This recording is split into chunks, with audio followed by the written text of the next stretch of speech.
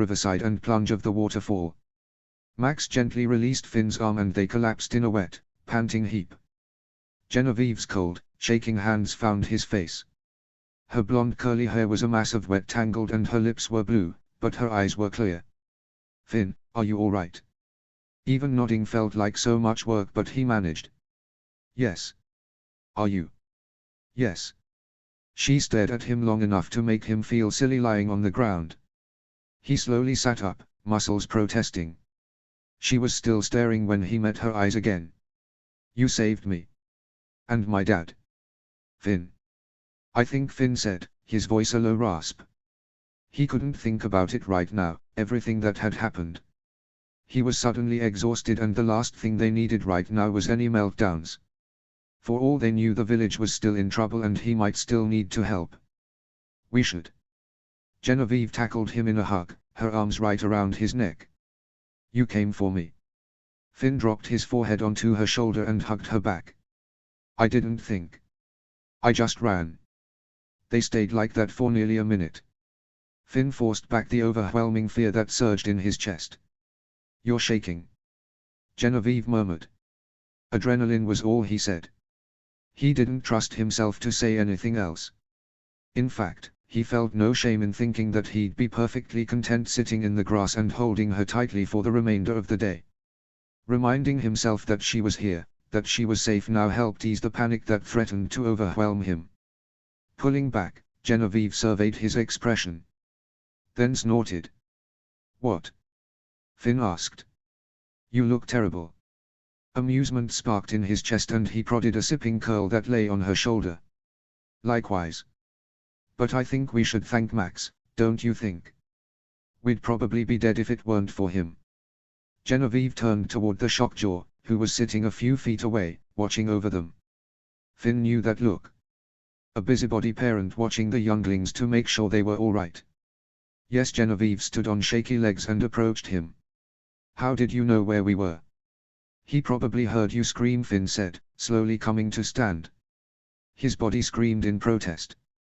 He gazed toward the direction of the village. The sky didn't seem to be full of smoke and no more screams rent the air, but the waterfall was loud. That didn't mean anything. "We should go back," Finn said. "We have to make sure everyone is all right. Hopefully my dad chased the rest of them away." Genevieve's amazed look at Max turned to him. "Your dad is here?" He nodded solemnly. "Oh my gods, your arm." Genevieve rushed forward. "What happened?" Finn looked down at the wound. He'd lost the makeshift bandage in the water and now a small stream of bloody water ran down his arm. "It's not as bad as it looks." Not convinced, Genevieve said, "Let's go back before we both get pneumonia." "Will you give us a ride, Max?" The dragon in question crooned and nuzzled her shoulder, a deep rumble emitting from his chest. The grin that spread across Genevieve's face in that moment made all the pain of the last hour dissipate. "The only problem," Genevieve said, "is I'm afraid I've never ridden a dragon bareback." Despite his exhaustion, Finn smiled and showed her what to do, ignoring the terrifying thought that he'd almost lost that smile forever. Riding bareback was much different than in a saddle. It was extremely uncomfortable with Max's spines digging into her back and now she understood exactly why Finn had built his saddle with extra loops to keep his legs strapped in. Max wasn't even flying in any strange pattern and she could feel herself slipping and sliding across his spine. Genevieve kept a tight hold on Finn's waist as they made the short flight to the mill. Max sniffed the air and suddenly plunged down through a patch in the trees. Genevieve yelped at the sudden descent and clung to Finn, whose body strained to keep them from falling off in any direction. She'd need to get a saddle as soon as possible. She didn't care at this point what her parents said, though she meant no disrespect. The argument she'd had with her parents felt like eons ago, but it didn't matter anymore. Max had saved her life and Finn's. She would not part with him again. They began a gentle descent toward a large group of people gathered around the mill. Max backflapped to slow his speed and touched down on back legs before dropping to all fours, watching the villagers with a nervous look. The people gasped, though at the usually ferocious dragon's sudden docile personality, the fact that she'd survived the unforgiving river, was wearing pants, or that she was riding the shockjaw with Finn. Perhaps all of the above. Frankly, she didn't care. Easy, Finn murmured, offering her a hand. Genevieve took his hand and made to slide down when a familiar bearded man shoved his way through the crowd. "Jenny!" Kiev cried, yanking her down. She yelped when he suddenly wrapped her in a tight bear hug, nearly squeezing her to death. His voice was peppered with sobs. "I thought I'd lost you forever." "Oh Daddy!" Genevieve hugged him tight and remembered the sudden terror of what had happened. She truly did not know how to follow orders anymore, it seemed. She found that she couldn't stay on the cliff alone while the raiders tore apart her village. She felt it was cowardly to stand there safe and sound and watch while her loved ones fought and suffered. So she'd run headlong into the forest mere moments after Finn had left her. She'd gone first to the elders' home to help rescue the elderly. Thankfully only one side of the home had been scorched and none of the elderly or workers were injured, thank the gods. She helped the villagers put out the fire that blazed on the neighboring home, taking orders from a few of her older brothers. They insisted she head inside to safety, and when they began to force her, she'd fled to another part of the village to help more people. She refused to sit inside and cower. The horror of everything she'd seen threatened to overwhelm her, but it was the sight of the man astride the changeling pointing an arrow at her father's chest that had nearly undone her. She'd fought and cursed and struggled against the guard holding her back, watching in terror as her father raised his hands in a silent plea for mercy. She'd known the rider would not grant it. And then she'd thought she was seeing things when Finn hurtled out of the trees and tackled the rider right off the changeling's back. She'd never seen such a thing before, and none of them had even seen or heard him coming. Nevertheless, the thought of nearly losing her father right before her eyes and then Finn somehow saving her from the river directly after, it seemed impossible. The terror she'd felt when being tossed and turned by the water had created such fear and panic in her. The Jatans always warned of taking great care by the river because anyone who'd ever fallen in and swept away was never seen or heard from again. They would be lucky to recover a body from the ocean. Kiev stirred as Finn slipped off Max's back, patting his shoulder. "Finn!" Kiev released her and hobbled to Finn. "You saved my girl." Finn avoided his gaze. "Kiev." Her daddy grabbed him in a fierce hug. "Thank you, son, thank you, thank you, thank you." Finn awkwardly patted his back. For the first time ever Genevieve saw him look genuinely uncomfortable. But she didn't care. He was amazing and brave and irrevocably fearless. Kiev released him and held him at arm's length. "I owe you my life and my daughter's." "No," Finn said firmly. "We are allies and friends. We protect each other." Nodding, Kiev patted his arms and gasped when Finn recoiled. Genevieve cringed when Kiev pulled back a bloody hand from the wound. "Oh dear, I'm sorry. Let's get that cleaned up." "Daddy," Genevieve said. "Finn isn't the only one who saved me." She looked up at Max with a proud smile. "He saved both of us." Kiev stared up at Max with a mixed look of fear and awe. Then he inhaled and lifted a hand. "Oh great dragon, thank you." Genevieve stared, shocked at what was happening. To her eternal surprise, Max leaned down and after a tentative sniff, pressed his nose into Kiev's hand. Her heart bloomed with warmth despite her freezing limbs. A quick glance at Finn revealed a small smile on his face as well. A roar echoed across the clearing and Finn snapped to attention, worry like Genevieve had never seen before filling his eyes. He shoved past them and trotted into the clearing. Zap! With a flash of blue, Zap dove from the skies and landed in front of him with a slam that had the ground trembling once again. Growling and yelping, Zap nearly knocked Finn off his feet as she sniffed him up and down, a deep whine sounding from deep within her throat. "God, Zap, where were you?" Finn demanded, holding her close. "I kept calling you, where were you?" "She was in the village looking for you," a voice said, and Genevieve actually gasped when Hiccup stalked into their midst. Toothless surged forward from the trees and shoved his face into Finn's arms beside Zap. She growled in displeasure but Finn held them both. "She could hear you but couldn't find you. She was in a panic when I found her." Finn sighed with relief and rubbed her scales. "It's okay." Hiccup's green eyes were dark with rage as he beheld his son's disheveled appearance and injury. "Are you all right?" Finn swallowed hard and nodded. "Don't take this the wrong way at all because I'm extremely glad you're here. But what exactly are you doing here?" Hiccup nodded in greeting to Kiev. We wanted to see how things were going. Imagine our horror when we saw the plumes of smoke from leagues away. Kiev sighed tiredly. I'm forever grateful you came when you did. Sir. A guard emerged from the woods. The chief is requesting all the leaders' presence in the hall. They caught one of the raiders. The haddocks snapped to attention at that and surged forward. The surrounding villagers gasped and chattered with gossip. Kiev advised them to assist with taking any injured people to the healers immediately and held out a hand to Genevieve. She stared. You want me to come? I want you to get warm, Kiev said, slinging off his coat and dropping it around her shoulders. But I must go to the hall and I am not letting you out of my sight. Genevieve gave him a long-suffering smile and took his hand. Well, we best hurry then. The walk down the path that led to the village was tense. When they emerged from the forest and saw the damage inflicted on their village, Genevieve halted in her tracks with a gasp.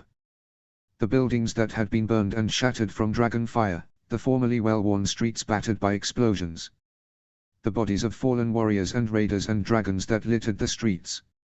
Her heart rose in her chest and it took all her willpower to look away. Kiev tucked her in close and they picked up their pace, following the haddocks to the hall at a distance. Finn glanced at her over his shoulder more than once until Hiccup placed a gentle hand on his shoulder and murmured something. The tension in his shoulders eased and he nodded. Max followed at her other side, looking at the carnage with solemn eyes. He noticed her wary gaze and trotted forward, blocking her view of the street. She looked up at him in amazement, shocked that he could read her expressions so quickly after so little time together. As a group, they took the stairs into the town hall. The warmth of the hall pulled a sigh from her throat and she picked up her pace, eager to sit in front of one of the fires. Kiev halted her at the edge of a small group of men that was clustered in the middle of the room. Ivan was there, looking worn and exhausted, but his eyes were clear as he glared at the raider sitting tied to a chair. Surprisingly, the raider did not look very old. He could not have been much older than she was. His hair was dark, cascading across his brow in layers, and his blue eyes were mirthless above dark circles. A corner of his mouth lifted in a smirk when he beheld the haddocks. Toothless and Zap growled as their group stopped a short distance away. Kiev eased Genevieve into a chair near one of the fires, but she hardly noticed as Finn's hands slowly fisted at his sides. Why am I not surprised? Finn muttered. She blinked. Ivan's dark eyes snapped to the air. You know this man? Know him? Genevieve had never heard Finn's voice so cold and it sent a chill skittering down her spine. His name is Kale. He's the one who stabbed me last summer. Genevieve stared. That ugly scar beneath his ribs. She'd had no idea. But I'm not mad about that, Finn said, his voice a deep croon. Hold him down. The guards on Kale's either side grabbed his shoulders, even as he began to thrash against his bonds. Genevieve's heart leaped in her chest and it didn't escape her notice that Hiccup said nothing. He merely folded his hands behind his back and watched. You know what really gets to me? Finn slammed his palms on top of Kale's arms so hard, the wooden chair groaned beneath the force. What really gets me boiling is the fact that you not only tried to have your way with my pregnant sister, you drew a knife on her and threatened her child. Genevieve's blood ran cold. She must have made some sound of fear because Kiev placed a comforting hand on her shoulder. Village whore, Finn slammed a hand on Kale's throat and squeezed. It would be so easy to end you right now and spare the archipelago of your miserable existence.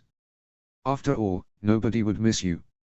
Even as his face turned blotchy red, Kale grinned. Finn hissed in disgust and released Kale, stepping away. Is that what you want? We can arrange that after all the terror you've inflicted today. When his hacking subsided, Kale settled low and relaxed in his chair. You do what you think is right, Finn. His amusement shifted to something more sinister. Just don't act all high-mighty with me when you and I both know we're not so different. Finn breathed a laugh and turned in a circle. Here we go. I had nothing to do with Eric's, what do you people like to call it again? Accident. Kale chuckled, blue eyes shooting to Genevieve. Because shoving someone into a shredder is an accident. Genevieve knew what Kale was doing. He was trying to get the Jatans to doubt the haddocks, to sow dissent. What a ridiculous idea, that Finn had caused Eric to lose his leg. I don't have to explain myself to you, Finn said. No, but you do have to explain yourself to them, Kale replied smoothly. But tell me, I'm curious. When exactly were you going to tell them? These people think you're so special, don't they? The amazing fearless Finn who can do no wrong and is apparently training them to be just like Burke. Kale's expression morphed to disgust. Oh, how the mighty will fall when the people realize it's just a ruse to build their empire. At last a smile rose to Hiccup's face and he looked down at his feet, shaking his head. Laugh all you want, old man, Kale said. Not everyone sees eye to eye with you. I'm just glad to see you're finally paying attention to something more than important yourself, Kale. Finn snorted. Oh, I'm sure he's been burdened with glorious purpose after all these months away. Tell me, how is outcast life? Are you going to explain who exactly your little group of raiders are? What do you want with Jet? Kale smirked and remained silent. A quick glance at Finn and Hiccup and she knew they had not expected him to answer. Oh, we'll get answer out of him soon enough, Ivan said with a wrathful promise. For the lives lost today, we will get to the bottom of this one way or another. Do whatever you want with him, I don't care. He's under your jurisdiction, Finn said. Ivan turned to Hiccup. Chief. Hiccup gave a nonchalant shrug, hands still folded behind his back. I banished Kale for hurting my twins. His fate rests with you now. But not before I've said my piece, Finn said before lunging forward and grabbing Kale's right arm. With a sharp twist and a snap, Kale's scream echoed across the walls. Genevieve covered her mouth and fought the wave of nausea as Finn grabbed Kale by the scruff of the neck and yanked him forward, still gripping the mangled wrist. If you ever touch my sister again, I will slit your throat. You're lucky that I got stabbed that day, because if I'd gotten my hands on you, you'd be in a lot worse shape than a broken wrist. Unlike my father, I have a much shorter fuse. Touch my sister or her baby again, and I will end you like the piece of scum you are. Finn shoved Kale back in the chair so hard it tottered backward. The heir turned on his heel and stalked away without another glance back. In moments, Zack followed, trotting after her rider. Genevieve stared after him, reeling. She wet her lips and took a deep breath, ready to get away from Kale, who groaned as the guards hauled him out of his chair. Ivan followed as they ushered him to the door where they were likely to take him to the jail. Genevieve stood and made for the door to follow Finn when a gentle hand rested on her shoulder. She looked up in surprise at Hiccup's kind yet firm expression. Give him some space for a while. Nodding, Genevieve dropped back into her seat beside her father, who'd slumped in exhaustion. She wondered if he was as physically and mentally exhausted as she was. With all the things that had happened today, with everything she'd seen and heard, it was a wonder she didn't feel the stress rising in her chest. Instead she just felt numb and cold. Toothless crooned and nuzzled her shoulder. Genevieve smiled and rested her forehead against his velvety nose.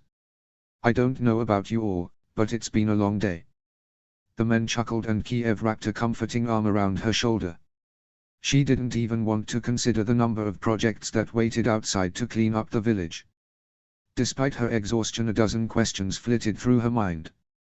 Kale had tried to hurt Adriana. He couldn't be the one who'd raped her, could he? Somehow she doubted that sweet Adriana would have fallen for a boy like him.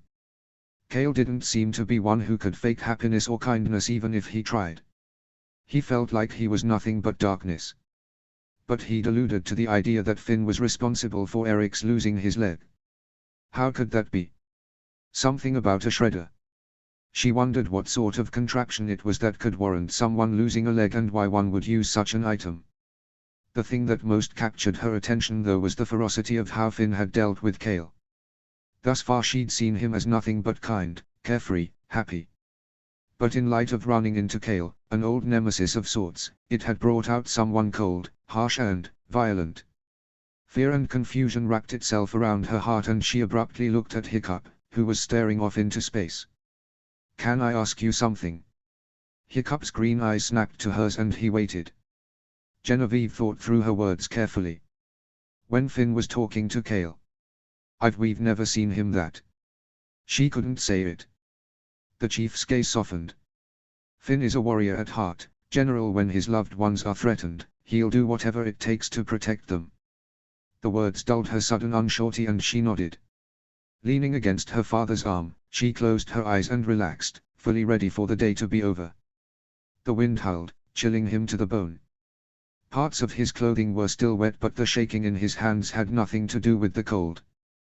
The sounds of battle still rolled through his mind, and the panic of not finding Zap, of almost losing Genevieve, of almost dying multiple times kept his heart hammering within his chest. And Kale. He couldn't go back to the village yet. He knew they'd force him to go to the healers, and he was fine. Really, he was fine. He'd handled many cuts like the one on his arm before. He couldn't go back to the Sullivans. If he locked himself in that loft so soon, he knew he'd start tearing down the walls with anxiety and pent-up energy, despite the exhaustion that weighed down his limbs. And he couldn't risk seeing Genevieve so soon. Not after that conversation with Kale. Coward. Of all the things to be worried about, that should not have been the most important. Yet Kale had done a good job of stirring up old wounds. Still, he didn't regret shattering Kale's wrist or saying the things he did. And he was grateful that his father did not step in or tell him to calm down. He merely watched and let Finn say what he wanted. It reminded him of the promise his dad had made to not hold him back when the time came for him to confront Brandine. He was glad that Genevieve had been there. He sincerely hoped he hadn't scared her, but if she and the other Jatans hadn't been present, the options of torture he could have inflicted on Kale were numerous. That was another thing that still had him shaking, even after the ordeal had ended almost an hour ago. Never mind that the rush of adrenaline had slowly ebbed away and that the day had seen many horrific events. It had been the thoughts of deciding which form of torture he could inflict on Kale that would be the most deserving that had his stomach in knots. The only other time he'd seriously considered beating another human being to a pulp or worse was Ratri. A pang of self-loathing hit him suddenly and he choked on the emotion rising up his throat. Mismatched footsteps echoed on the docks and Finn closed his eyes, not even caring that he felt comfort at the sound. His dad joined him a moment later. They were silent for a few moments before Hiccup gave him an assessing look. "Are you okay?" Finn stared at the endless expanse of waves. A part of him wanted to nod, but he knew that would be a lie. No, he was not all right. "Finn, it's okay to be upset. A lot of people died today." His dad's words were gentle, but they were true. A lot of Jatans died today. He didn't ask for a number. He hadn't thought he could stomach it when he'd come out here to brood. Finn shook his head. "That's not all I'm upset about." "Then what is it?" It was hard to admit the words that had been circling his mind for the better part of his time on the docks, but he forced himself to say it. "How do I know if I made the right decision in punishing someone? How do I know where the line is? How do I know if the decision I made is the right one for the situation?" Hiccup frowned sadly. "Sometimes we have to use our best judgment, kiddo." "Is this about Kale?" Finn grit his teeth, fighting past the slight wobble in his voice. "I just kept thinking of all the ways I wanted to take him apart piece by piece for what he did to Anna, and now I feel like I'm no better than Ratri for thinking it." No. Hiccup stepped in front of him wearing a firm expression. "Look at me, Finn." Finn cleared his throat and lifted his head. He could handle this. He could talk about this. "There is a big difference between discipline, judgment and abuse," Hiccup said. "There is a fine line in there where we have to use our best judgment as leaders to find out when is the appropriate time for certain forms of punishment. What you did and said to Kale was not crossing any of those lines. Not in my book." "Are you saying that because it's personal and like me, you'd like to see anyone who hurts Anna punished?" "I'd like for people to be kind towards one another," Hiccup said. "But that's not how the world works. As a result, when we're in charge of people, whether that's being a spouse or parenting or leading a village, every decision we make forces us to use our best judgment based on the situation. It's not always easy to make those calls, and sometimes you're going to screw up. But I don't think you have it in you to be as foul and disgusting as that man was to you. So don't you ever think that about yourself, Finn." Tears blurred his vision and Finn nodded, trying to keep them from falling but failing miserably. "Come here," Hiccup said, pulling him into a hug. "Don't feel bad for getting emotional. Today was a rough day. Battles are difficult to deal with and you did everything you could, all right?" Finn dropped his forehead into his dad's shoulder and held him tight. I don't know what would have happened if you and Toothless hadn't shown up when you did. I know. Hiccup patted his back and Finn straightened, rubbing his face. Hiccup shook his head and huffed a laugh. Can't you go anywhere without bringing the roof down? Finn laughed and rubbed the remaining tears from his eyes. But that's what makes me so popular. Yeah, Hiccup said, slinging an arm around his shoulders and steering him down the docks. Come on. Let's get back to the Sullivans and get that arm stitched up. All right. As they walked, Finn was very grateful his dad was here. He recounted the events of the day, thinking back to the moment when he thought the rider atop the Changewing would murder Kiev and he'd somehow managed to tackle the rider of the dragon. His dad and Toothless had arrived mere moments later to help, but before he'd taken off to help Genevieve, Finn's eyes had met the rider's and for a brief moment, he'd recognized him. He hadn't had time to think about it then, but a horrible realization occurred to him. Finn staggered to a halt. Hiccup threw a hand up to catch him. What? Are you all right? At the time, with the adrenaline and chaos and urgency of all that had happened, Finn hadn't given it more than a moment of thought. But now in retrospect, the blue eyes, the Changewing, the way the man's eyes had widened when he heard Toothless' sonic whistle. Oh gods, Finn whispered. What?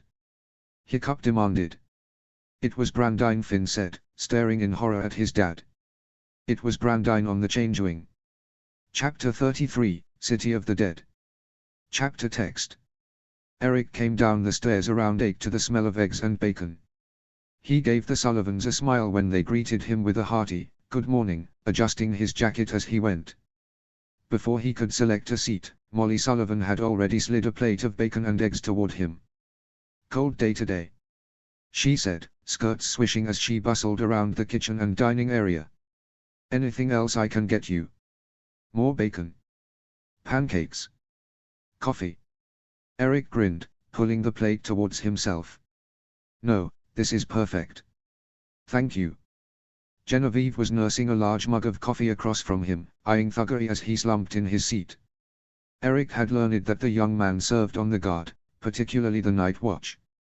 Apparently he'd been taking extra hours to allow others to learn dragon training, and he'd take lessons every other day.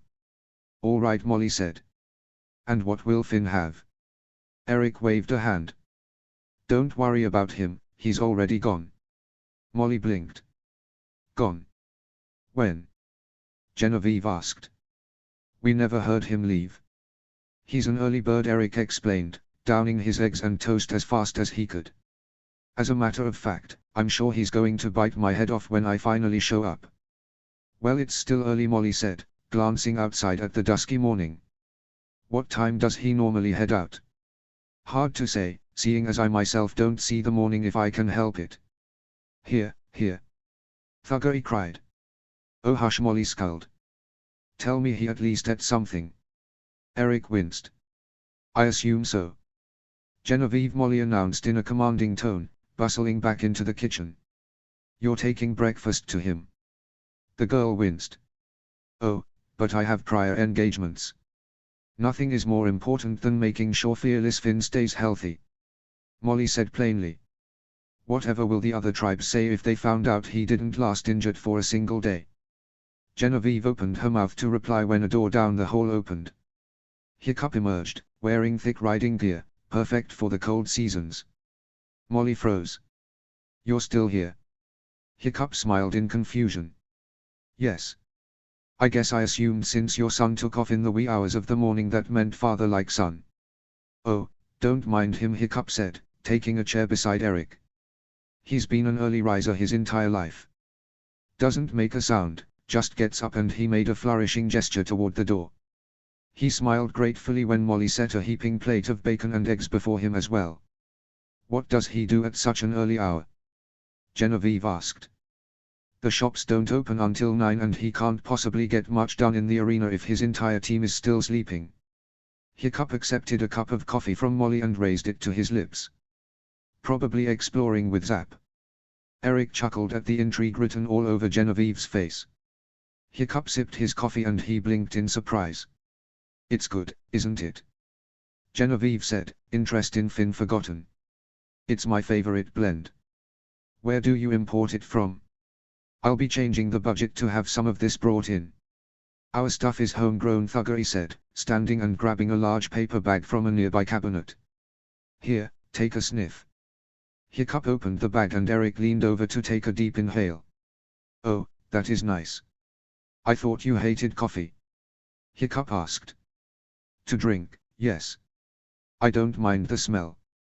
Ah. Does Adriana like coffee? Molly asked.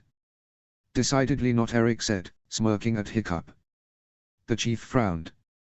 One sip and that's all it took. Fine by me, Eric sighed, settling back in his chair. One less thing that I have to keep in the pantry. A small wicker basket was set in front of Genevieve. Molly said, take that to Finn straight away, and make sure he eats it. We can take it, Hiccup offered. Eric deflated slightly. He'd been looking forward to more banter between the two, but his father-in-law's suggestion made sense. There was no point for Genevieve to walk all the way across the island if they were flying there in the next few minutes. Molly raised a brow at Genevieve, who winced. I did promise Rosa I'd visit old Tom by 8:30. Reaching forward, Eric pulled the basket toward himself. Don't worry about it, Molly, we'll make sure he gets it. Thank you, Hiccup said to her gratefully before standing and pushing his chair in. Well, kiddo, we'd better get over there. Eric sighed. He'd been mentally preparing himself all week for the long, cold days he'd be spending outside. And knowing Finn, they wouldn't be returning to the house until the day's work was fulfilled. He joined Hiccup at the door, both of them pulling gloves on. A chortle sounded and they turned to see Thuggery grinning at the window where Toothless Gummy Smile waited. Gloves on and basket under his arm, Eric waved at the Sullivans and followed Hiccup outside where they were quickly accosted by their dragons. Clearly they were ready to get the day started. All right, let's see what my wayward son has been up to since the crack of dawn, shall we? Hiccup said before he and Toothless took off. Eric noticed the three Sullivans watching in the window in his periphery and prayed for grace as he strapped the basket to the saddle. As always, Charger waited patiently, despite his usual jumpiness. He didn't usually have any mishaps getting in and out of the saddle. He took extra care with his leg, especially in the cold seasons. But having spectators at every turn now, he felt like one false step could be disastrous. Literally. His inner struggles were all for naught. He mounted Charger without a problem and with a smile to the Sullivans, who waved, took off after Hiccup and Toothless. When they arrived at the arena, Eric stared around the circle with an impressed nod. Finn certainly had been busy. Large sections of the arena had been cordoned off with their own training section. An area with chairs and a chalkboard, a section full of dummies and scarecrow-like figures, another with barrels painted as targets, another with a massive table covered in various vials and ceramic jars. Eric stared at that one quizzically, wondering what they contained. About time you lazies showed up.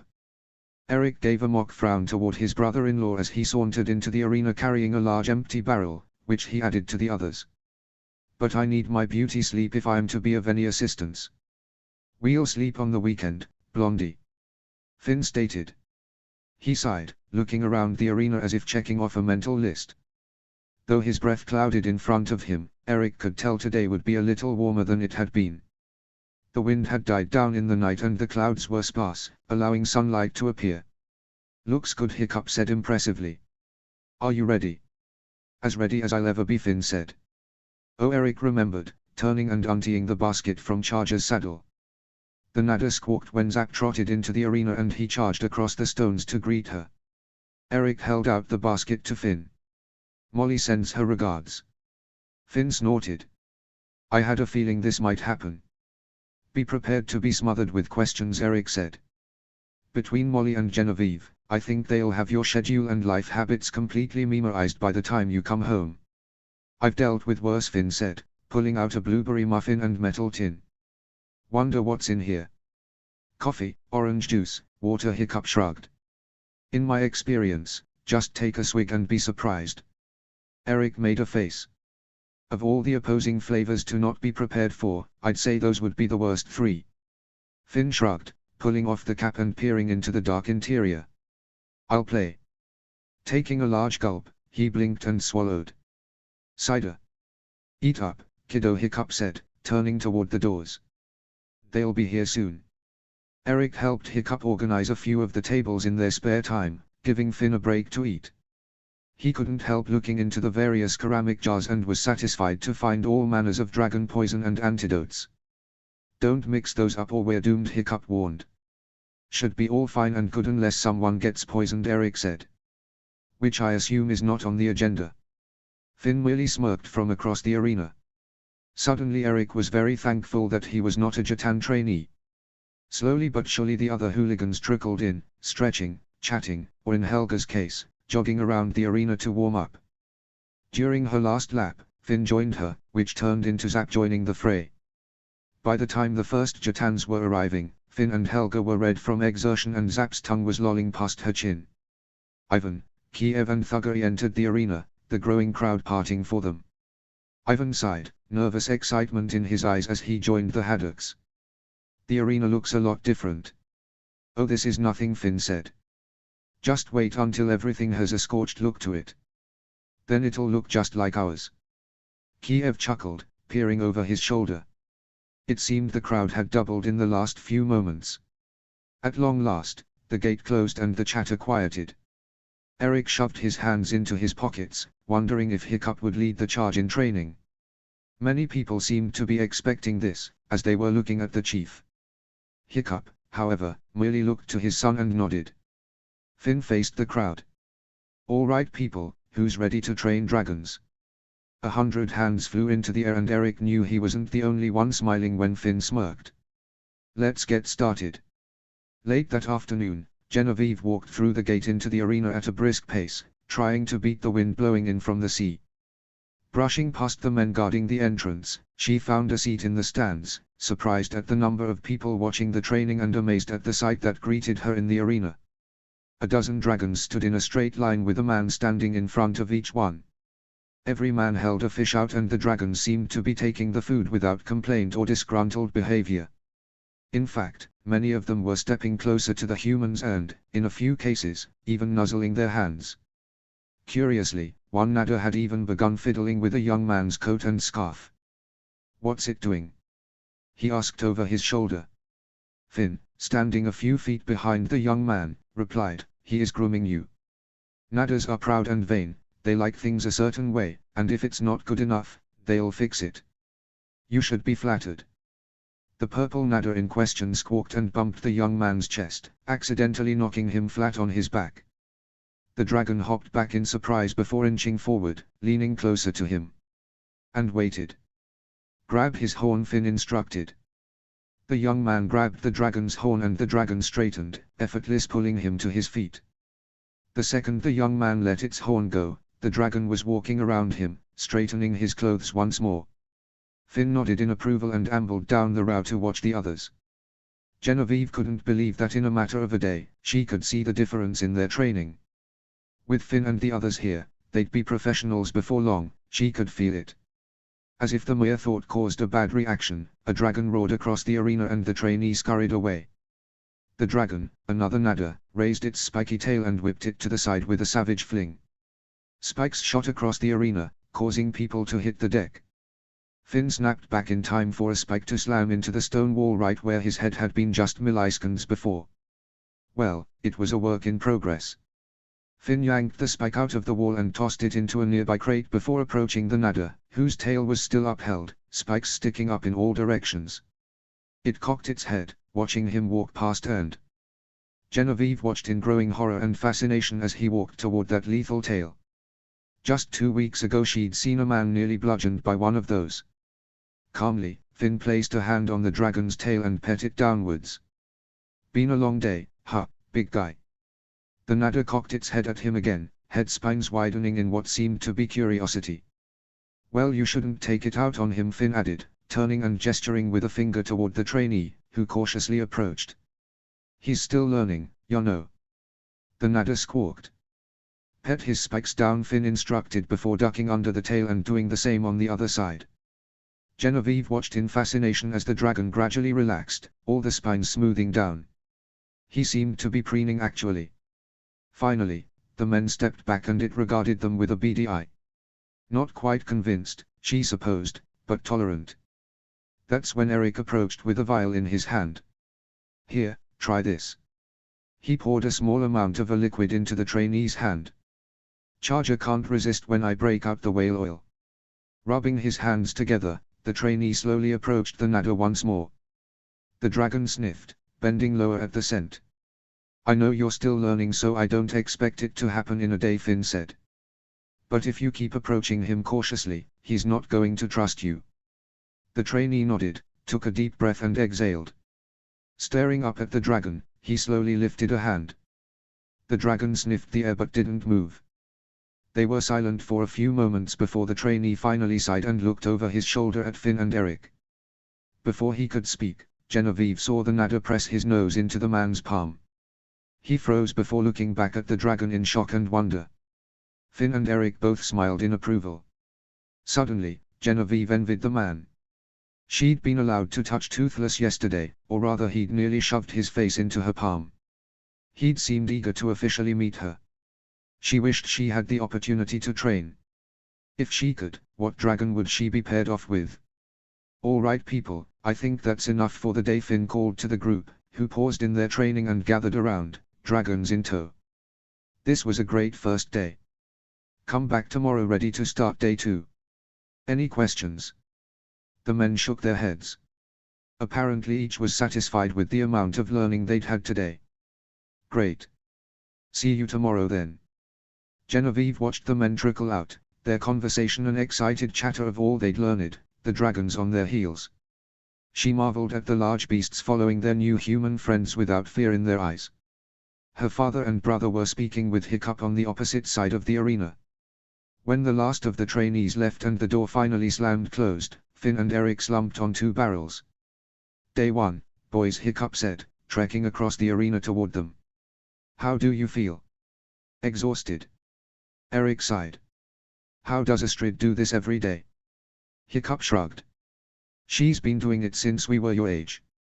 And even then you used to do it every day, Finn said. True. Eric glanced around and spotted her.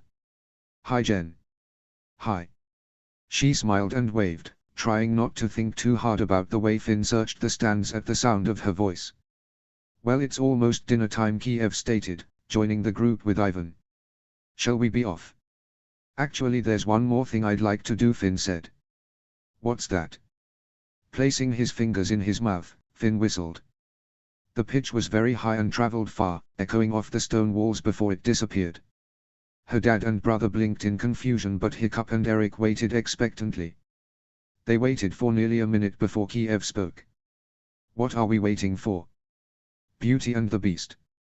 Come again. Eric rolled his eyes. That's what he dubbed Zap and, the male shockjaw. I thought it was clever. It sounds ridiculous. That's a title for the ages. I thought you didn't want them to date. Eric said, throwing up his hands to quote the final word. Finn raised a brow. Date? Who said anything about dating?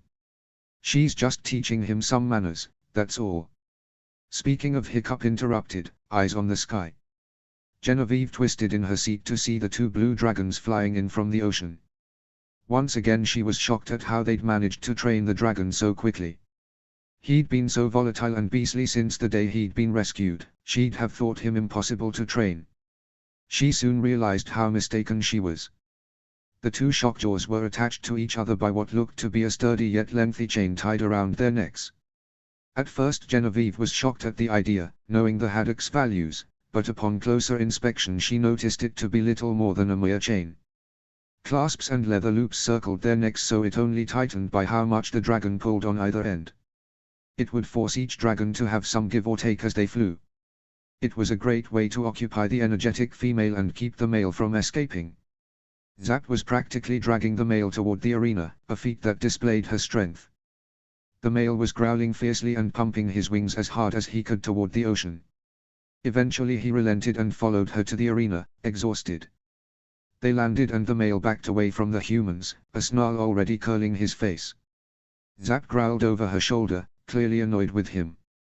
Hey Zappy girl, how'd it, Finn said, approaching his dragon. She whipped around and roared in his face, blowing his hair back. She huffed and sat down, facing a different direction than her rider. Genevieve giggled, hiding her grin behind her hand. "Oh come on now, don't be like that," Finn said, reaching up a hand to pet her jaw. Zap lifted her head higher out of his reach. "Zap, come on." Eric shook his head. "I told you she'd be mad." "Well, it's working, isn't it?" Finn hissed. Hiccup sidestepped, looking at the male curiously. "He's certainly more relaxed. Or he's just exhausted from fighting her all day," Ivan commented. Indeed, both dragons were filthy from nose to tail in dirt and sand. Genevieve stood and leaned against the railing, looking down at the dark blue male. "Do they have to be hooked up all the time?" Finn winced. "That'll be the hard part. I hate to do it, but we all know what will happen if we take it off." She nodded. The male shockjaw finally, slowly sat down where he stood, avoiding eye contact with Zap. She was stalwartly looking up at the sky, avoiding eye contact with all the humans she called family and friend. "Is Zappy a cranky girl?" Genevieve asked, earning the dragon's attention. Zap sniffed and looked away once more. "Well, I'd say you have every right to be, what with all these men ordering you around all day." "Hey." Finn frowned. Zap glanced at her out of the corner of her eye. "The nerve of them all," Genevieve continued. "Did they even say thank you?" Hiccup was grinning when Zap growled once and slapped her tail against the ground. Finn crossed his arms. "Why are you saying these things? You're making it worse. It's called empathy. We girls have to stick together," Genevieve said simply. "Right, Zappy?" Zap turned and gave her a toothy grin, tongue lolling from her mouth. Genevieve started in surprise when she found the male shockjaw also staring up at her. "What about you, big boy? Care to join our squad of complainers?" The male shockjaw gave her a derisive sniff and looked away, but somehow, Genevieve didn't feel any true wrath behind it. "I truly appreciate your support, Miss Sullivan." "Anytime, Mr. Haddock." Finn breathed a laugh and poked Zap in the nose. "She can't stay mad at me too long. She loves me too much. Must be a lot of work." "Yeah, hey." Genevieve fought the grin when the others laughed, including their dads. She couldn't deny the burst of pride at the sight of Finn pouting, like she'd actually caught him off guard. "All right, let's get out of the cold," Kiev said jovially, slapping the still pouting heir on the shoulder. "I, for one, am starving." "I second that," Hiccup said, grinning at his son before following. Unable to hide the grin, Genevieve turned to the stairs to join the group, reveling in the way Finn's pout was replaced with a look of surprise. She may not know him very well, but it seemed so entertaining to her that one minute he could be a total flirt and the next completely speechless. Of all the things that Finn needed to remember, Genevieve's smile was not one of them. It was like a mantra going through his head for the rest of the day, one that he sincerely wished would stop so he could focus on the things he was supposed to be doing. Meeting the councilmen and their wives, memorizing the map of the island, studying the plans his mom had drawn up for the rest of the first week of training, answering people's questions, reviewing Eric's notes from the first day. There was a ton he had to remember and think about, and yet Genevieve's smile kept flashing in his mind's eye. Groaning in frustration, Finn rubbed his eyes and pushed Eric's notebook to the side. It was a bit ridiculous how he'd been on jet for a day and he was already going goo-goo eyes, as Cliff would put it, over someone. And not just anyone. The former chief's daughter. Even worse, his youngest daughter. Blowing air past his lips, Finn stalwartly pulled the notebook back toward himself and forced himself to read the notes again. Adolphak, paired with Monstrous Nightmare, too pushy. Liv Templar Smith, Gronkle, too cautious. Hagrid Devonshire, Humple Grump, too busy loving the dragon and not actually training. Pink Umbrella, unnecessary baggage. Genevieve Sullivan, witty, beautiful smile. Finn started, shaking his head and reading the fourth sentence again. Another villager and his dragon's information was scrawled there. Nothing about Genevieve Sullivan. He huffed, snapping the book closed. Why the frustration? Hiccup asked, taking a seat next to him. Are Eric's notes helpful? They are, Finn said, gazing around the occupied town hall as people waited for dinner to begin. I'm just a little distracted. His dad smirked knowingly. Maybe you have a thing for blondes like your old man. Ah, come on Dad, not you too. Finn whined, burying his face in his hands. Hiccup cackled, throwing an arm around his shoulders and giving him a hearty shake. Well, I'm sorry, with the way you two keep carrying on. I know. You should talk to her. I have talked to her, that's the problem, Finn said. Besides, I didn't come here to goof off and make friends, I came here to train people. Hiccup leaned his arms against the table. Why can't you do both? And why is talking to her a problem? Because I have to focus. There's a lot to remember and I only have you and Eric for a few more days. Finn pulled at his face in anguish. Normally he didn't get this stressed, but he was starting to feel the heat. His two strongest supporters would indeed only be here for another 3 days. It was already Tuesday night and they were leaving Friday. You know I'd stay if I could. I'm not blaming you guys for going back, Finn said. I'm just worried that if I've got my head in the clouds I'm going to forget something important. So write things down so you don't forget. I don't walk around with a purse and make notes of everything throughout the day like you and Eric. For the record, Hiccup stated firmly. It's a satchel, not a purse. And mental lists can only get you so far, that's why I write things down. But don't get yourself all stressed out. It's only the second day. I know, Finn sighed, running his hands through his hair and making it stand up in all directions. Hey, dinner's out on the other end, Eric said as he emerged from the crowd carrying a large plate of steak and potatoes. They have 4 different animals roasting and you request the waiters to cut you a slice of whatever you want. Heck, you can try it all if you want. The Jatans seriously eat like kings. Finn stared in confusion as Eric began eating with gusto. And Jat is starting to go to your head a little bit. Anna had better be prepared or the next proposal you'll make is to move here. Ha ha, Eric said, sucking some butter off his finger. Then he frowned, pointing at Finn's disheveled hair with his fork. What's that? The slave mark. Heart in his throat, Finn simultaneously shoved his hair down and rose from his seat. Smells like boar. I'll be back. Ignoring Eric's confused frown and Hiccup's tense smile, he left the table without another word or a backward glance. When he knew they couldn't see him, he ducked past the line and shoved open the doors, taking the stairs 3 at a time. He just needed to get out of the stuffy hall, get some fresh air. He wished Zap wasn't still attached to the male shockjaw, but they couldn't afford to unhook them just yet. They needed all the dragons for the Jatans they could get without capturing them. A rescued dragon was always a better option. He was being ridiculous with all the distractions though, and then he had to be an idiot and start messing with his hair so his stupid slave mark was visible. He probably should just tell Eric about it, get it done and over with. He'd finally shared the story about Rain with him last night. The story of his slavery was the last thing he hadn't shared with his brother-in-law. But what if any Jatans had seen it? They were traditional to a fault. Maybe they'd agree with the Burkians that slavery was an awful evil, but their friendship was still so new. There was no telling what. Finn's right leg wrenched to the side on a patch of ice and he pitched forward on the last 3 stairs, landing at the bottom in a heap.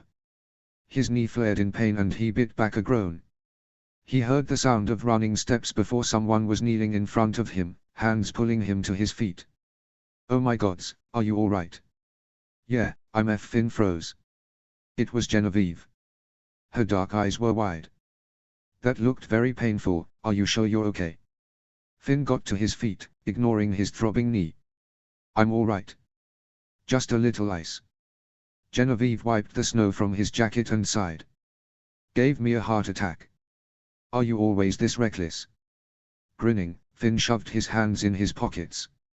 Only when I'm stressed. Usually I'm very agile. I've noticed, Genevieve said, returning her hands to the pockets of her white cape. He glanced at it curiously. He'd never seen one quite like it. With all that riding you do, you'd have to be. Speaking of, do you ride any horses? Finn asked. I saw your sisters riding earlier today.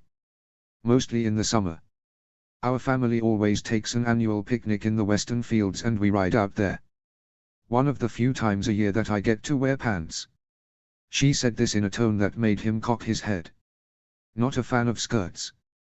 Normally I don't mind, but this time of year. Genevieve rolled her eyes, warding off a shiver as if to accentuate her point. He wasn't sure it was intentional. No wonder people worry about catching their death of cold, what with she cut herself off. What with the lower extremities privy to the wind. Genevieve laughed, a joyous sound that made his insides turn to jelly. Finn couldn't help the grin when she replied, well, I wasn't going to say it because I assumed it was probably inappropriate, but yes. Finn shrugged. I'm not one to stand on ceremony. To be honest, Genevieve said, glancing around. I find it refreshing. I'm sure you'll be grateful for it when my band of buffoons is out of here. I'd go with you if I could. His amusement dropped. What do you mean? Genevieve looked just as surprised by her comment. Well, I mean, to see Burke. I'd love to see your village. After seeing the Edge, I bet Burke is fascinating. Ah, you wouldn't just be going because you can't stand the thought of losing me. Clearly fighting another laugh, Genevieve cleared her throat and looked down at her boots. So modest. Finn said, unable to restrain himself. Just honest. You obviously enjoy my company. True, especially since I seem to be the only girl you'll stop and talk to. Ah, so she'd noticed that. If you want to call falling down a flight of stairs stopping to chat, sure. Giggling, she said, anyway, I'd love to visit Burke someday. The thought of seeing every inhabitant with a dragon and flying for travel everywhere they go just blows my mind. Well, not everyone has a dragon, but the majority. And sometimes dragons, like my own, tend to wander, so it's still a lot of walking. Ah, blessed exercise. Do you like exercising? Finn asked, remembering their conversation at the wedding. You mentioned that dancing is good exercise. Depends on what you call exercise, I suppose, Genevieve said, pulling the cape closer around herself when a gust of wind hit her. Finn briefly wondered about the appropriateness of giving her his jacket too. Dancing, walking or jogging, riding my horse. Finn hummed in response, surprised that this dainty girl with curly blonde hair liked exercise. Somehow she seemed too frilly for that sort of thing, but he pushed the thought away. He didn't want to label her based on looks. Well, should we head in? Genevieve asked. I have a performance in a little bit and need to eat first. Unless you had somewhere you had to be. You looked to be in a rush. Rushing with no destination in mind, Finn said, turning toward the stairs with her. He ignored the flare of pain in his knee once again as they made the trek back up the stairs. I just needed some air. Also, performance. Yes, it's Tuesday. We always have performances of some sort on Tuesdays. Dancing, instrumentals, which may or may not include dancing, singing. And tonight me and a bunch of my friends will be performing something very old and mysterious. Finn blinked in surprise. Playing the harp. Genevieve gave him a cryptic smile. I think I'll keep it a surprise. Does it involve the white cape? Perhaps. Breathing a laugh, Finn nodded in thanks when the guards opened the doors to the town hall and they rushed inside, grateful for the heat. Genevieve faced him with a regretful smile. I'd love to join you, but all performers actually eat in the back so we can warm up. So I'll catch up with you later, okay? Finn smiled, unfazed. Yeah, see you later. He watched her walk through the crowd toward the back, white cape billowing behind her until she disappeared. His curiosity was piqued. What exactly was this performance going to be? Warming up? From the cold or something else? Man, he's got it bad. Whipping to the side, he realized he was standing beside the table where Thorin, Helga and Eric were sitting, all three of them smirking. Thorin was hovering over a large helping of apple pie covered in whipped cream. Wordlessly, Finn shoved Thorin's face into the pie and walked away, ignoring his gasps and Helga's cackles. He quickly got food and returned to the table where his dad now sat, not in the mood for more teasing. He ate in silence while his dad spoke with a few council members, only answering questions when asked. He noticed halfway through his food that they were seated with a clear view of the stage, upon which two black cauldrons filled with burning flame now stood in front of a thick curtain. What's with the fire? Finn asked. Hiccup gazed up at the cauldrons with equally piqued curiosity. Added for dramatic effect. What exactly is this performance going to be? My dear son, Hiccup said. I hate to be the bearer of bad news, but I'm afraid I must say it. I too was born on Burke and know just as little as you do. Why can't you ever just say, I don't know, Finn, let's find out together? Because that's boring. But it's so much more work to go through all that Snook. Are you feeling okay? You never dislike work or Snook. I think I'm at my limit for the day. Hiccup's teasing face softened. You can do this, kiddo. I have faith in you. Finn leaned into his palm. I feel like I've bitten off more than I can chew. You haven't. You're just caught off guard because you aren't prepared for the things you didn't prepare for. Essentially, Jen.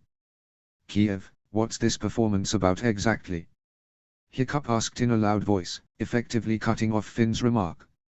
And he was forever grateful. Kiev, who'd been walking by, raised his palms. To be honest, Chief, I haven't the faintest. Jenny's been very secretive about it. He slid into the seat beside Finn. But with her as the lead, it's bound to be special. Lead? Finn exclaimed. She didn't tell me she was the lead.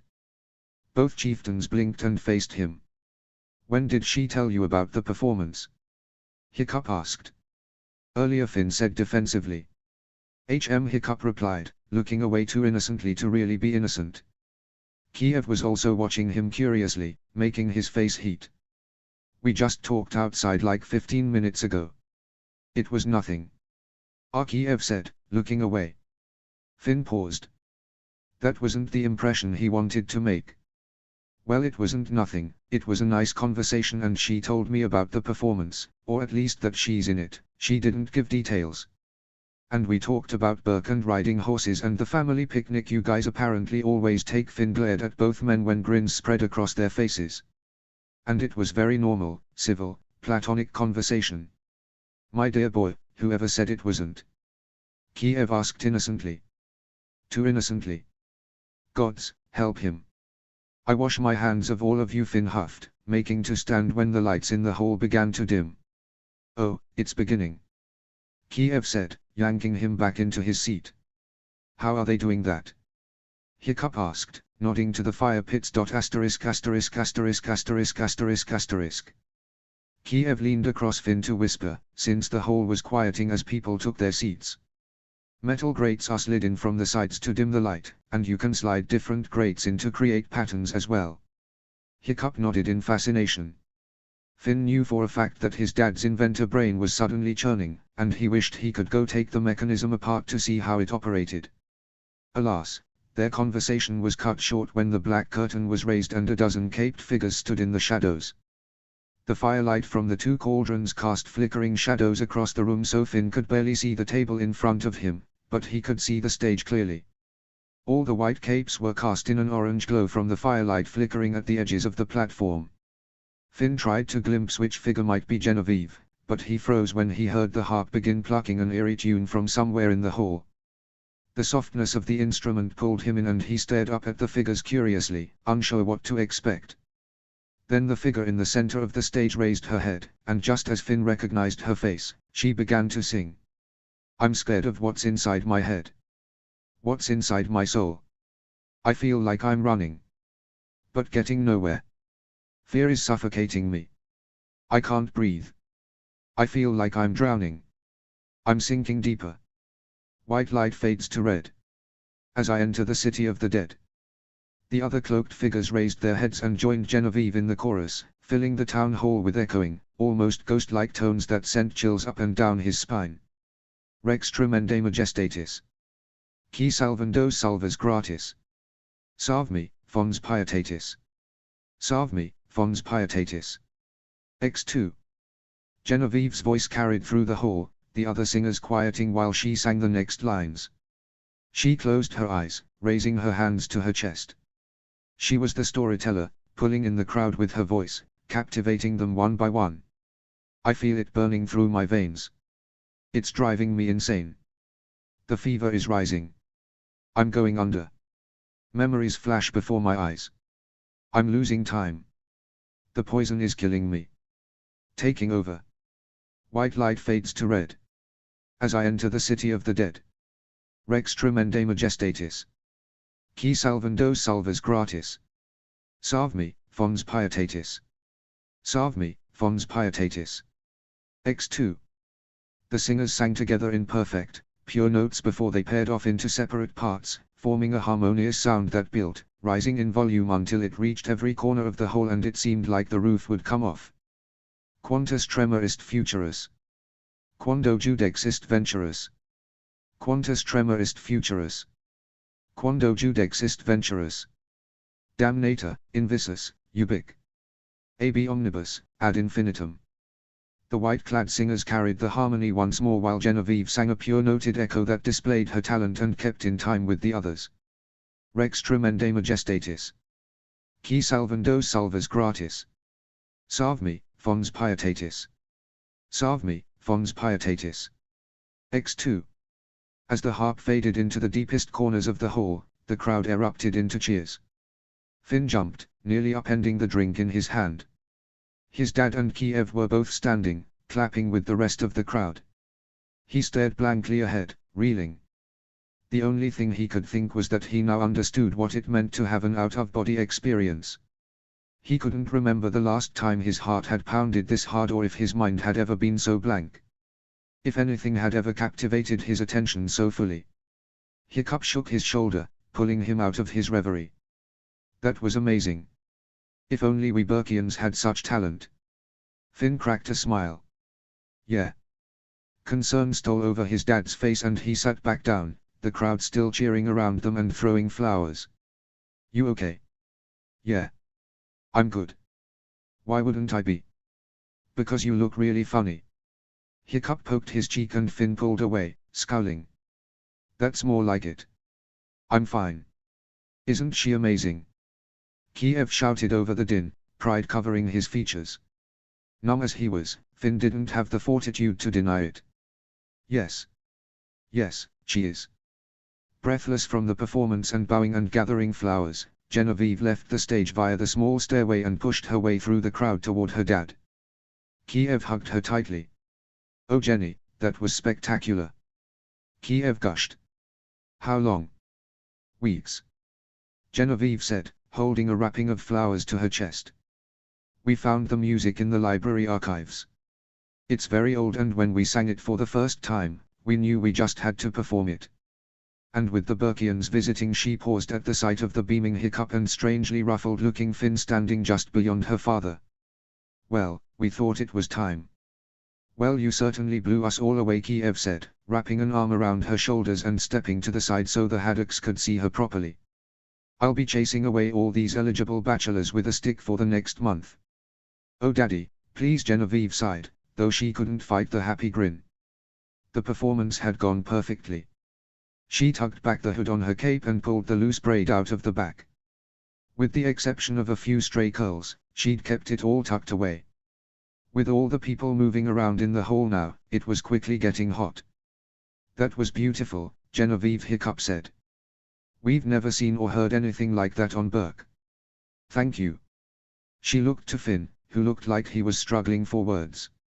Not that she expected a compliment, but he looked like he wanted to say something. Finally, he formed a grimace of a smile and said, good job.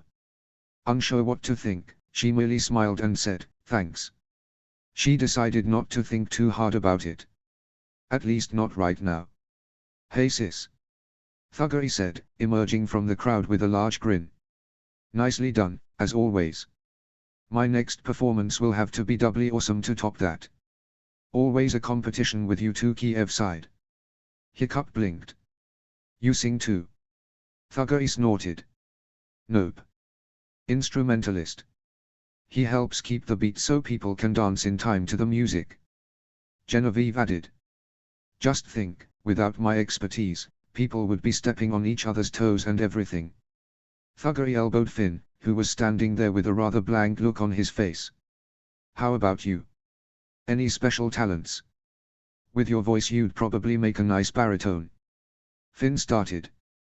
What? Genevieve wasn't sure if he hadn't been paying attention or if he didn't know exactly what baritone meant. He seemed strangely dazed. Perhaps he was tired after the last 2 days of working. Hiccup seemed to be struggling to keep his face straight. I'm afraid we Burkians don't have any musical groups. We did when I was a child but it seems to have died out. Unless you want to count Gobber's dissonant screeching. Finn said at last, some of his usual bravado returning. Maybe we can help Burke with that, Genevieve replied. Bring music back. Finn swallowed and looked away, even as Hiccup grinned. That would be great. I can't make any promises though. My people might just enjoy their musicless life. Well, that's depressing, Genevieve said. Music provides a lot of joy and happiness. It would be a nice trade-off for all the hard work you're doing for our people. Finn seemed to preen at that comment, meeting her eyes once more and fighting a smile. She grinned back and his brows darted upward. He looked away once more, clearing his throat. Well, I hate to be that guy, but I've got a lot to prepare for tomorrow. Hiccup seemed to be fighting a smile once again, though she wasn't sure what could possibly be so amusing. Finn had indeed been working almost non-stop, and he'd gotten up at God's knew what time. Surely he wanted to rest. Well, I will hopefully see you tomorrow, Genevieve said. Oh, and my mom wanted me to tell you that there'd be a basket of breakfast on the table for you in the mornings. A corner of Finn's mouth lifted in a small smile. Thank you. Nodding at her dad and brother, he withdrew and headed for the doors. Genevieve watched him go, unsure what to think of the Dragon Master's son. She'd thought him to be confident, knowledgeable, not arrogant or proud, at least not in a bad way. He seemed to enjoy working and took pride in what he was working on. He didn't strut like some of the Jatan boys vying for her attention. Though with his family and talents he could easily do so. Most everyone was impressed by him. But tonight he'd revealed a completely different side. Quiet, respectful. Almost shy. Shaking her head, she focused on her father's conversation with Hiccup, deciding to forego her contemplations for a later time. But it was Hiccup's own contemplative stare that made her think twice. Maybe she wasn't reading into things after all. When Eric arrived in the loft later that night, Finn was feigning sleep. To be fair, he was exhausted, and he did have to get up early tomorrow. Endless perusing of his notes had gotten him nowhere since he couldn't focus. On the one hand, he should have just come back to the loft to block out all distractions. He might have been a bit more productive if that had been his choice. But on the other hand, if he hadn't gone to the hall. Well, if he hadn't gone, then he would not have heard Genevieve sing tonight. And that had been an enlightening experience. He kept completely still, his breathing even as Eric silently moved throughout the room and prepared for bed. Within a few minutes he was climbing in on the other side of the thankfully large bed, aching size, Molly had called it, and was asleep in moments. Finn resisted the urge to snort. His brother-in-law would be one of those people who fell asleep the second his head hit the pillow. He was a hard sleeper himself, most of the time. Having such a punctual routine most of his life, it wasn't terribly difficult for him to fall asleep. As long as he didn't have too much on his mind. And boy, did he have too much on his mind tonight. He wished Zap wasn't down in the arena with the male shockjaw. Otherwise he might take her out for a long midnight flight to clear his mind. But he knew the consequences of doing that. They needed that male shockjaw, and he wouldn't risk losing the dragon because he couldn't get a grip. He'd just have to try to ignore the sounds of Genevieve's singing that kept echoing through his brain. Sighing heavily, he turned onto his back. The song the group had been singing had been in Latin, the very language he'd come to associate with the slave trade. With Mayro and the large group of people, who'd had fought over the strapping lad who'd one day become a large prophet. With Rattray and his despicable cane. Tonight though, he'd heard Latin in a completely new form. Echoing throughout that hall in flawless tones, rising and falling, breaking past his defenses in ways he hadn't expected. He'd never heard anything so beautiful. He hadn't realized how enraptured he'd been until the crowd burst into cheers. She'd been amazing. Though he'd never admit it out loud, in the white cape and dark eyes and wispy blonde curls escaping the hood, she'd almost looked like a Valkyrie.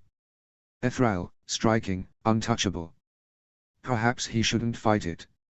He'd come here to work, to train the Jatans about how to train dragons, but it was more than that. His time here served a greater purpose, to forge a relationship with the chieftain and his council. Ivan had just recently accepted his position as chief.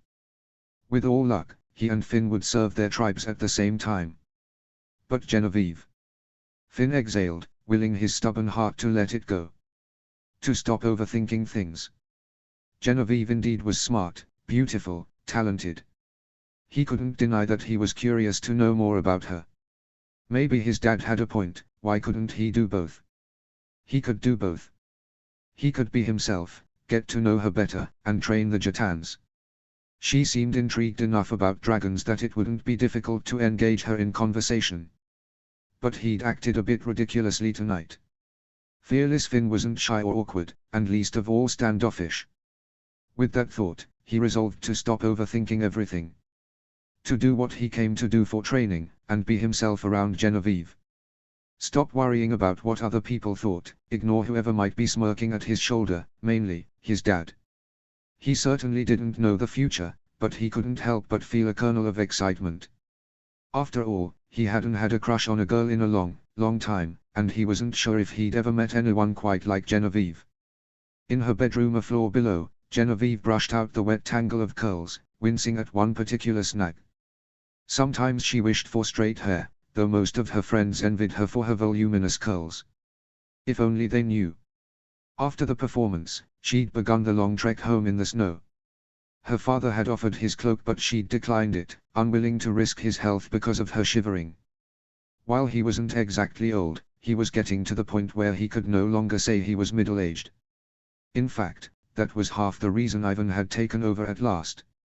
Her daddy simply couldn't keep up with everything anymore. After nearly 30 years, he deserved retirement. And besides, nothing warded off the cold that had seeped into her bones quite like a hot bath.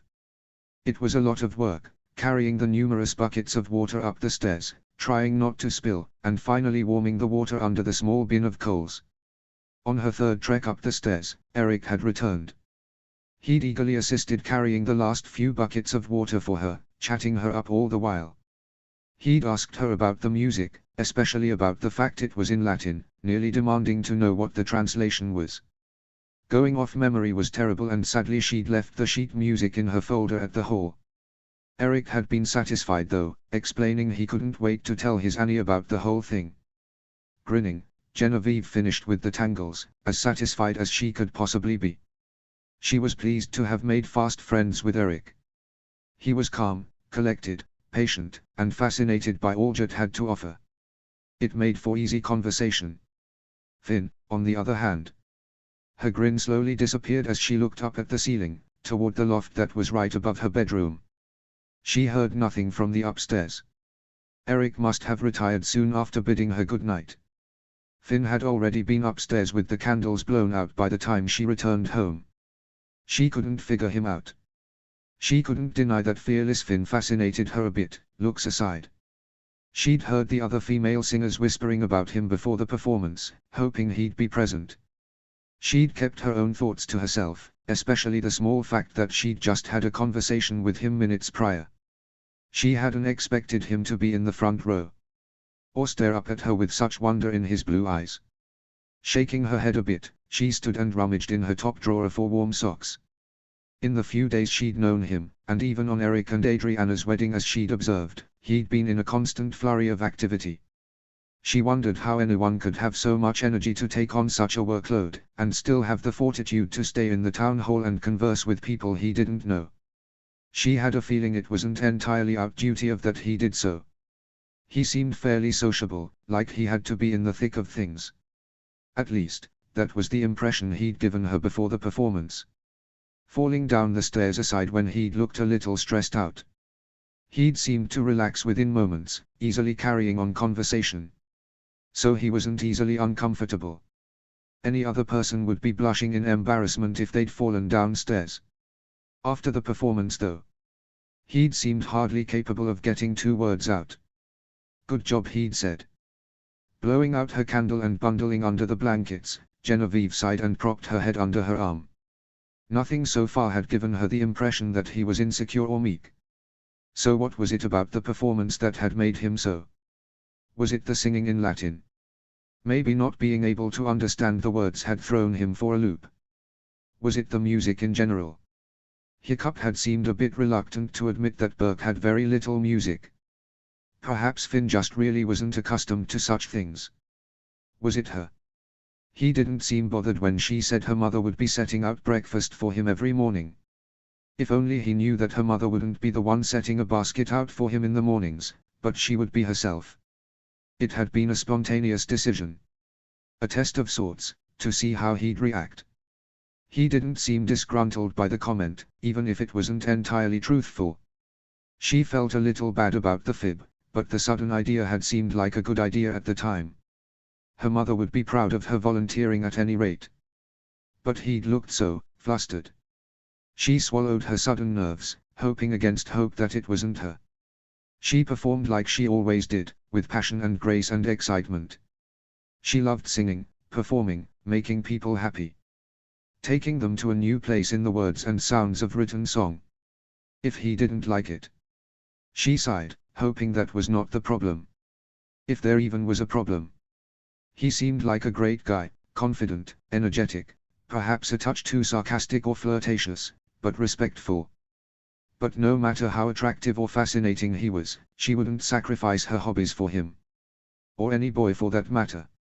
Huffing, she rolled over and willed herself to close her eyes.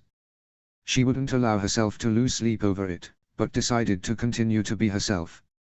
If Fearless Finn didn't like it, well, he'd have to get used to it. Because she planned to continue bombarding him with questions whenever she'd have the chance. Chapter 34, Bonding Through Bruising. Chapter text. Adriana peered out the windows at the gathering snow, green eyes on the horizon for the 100th time this week. Wondering how everything was going on yet.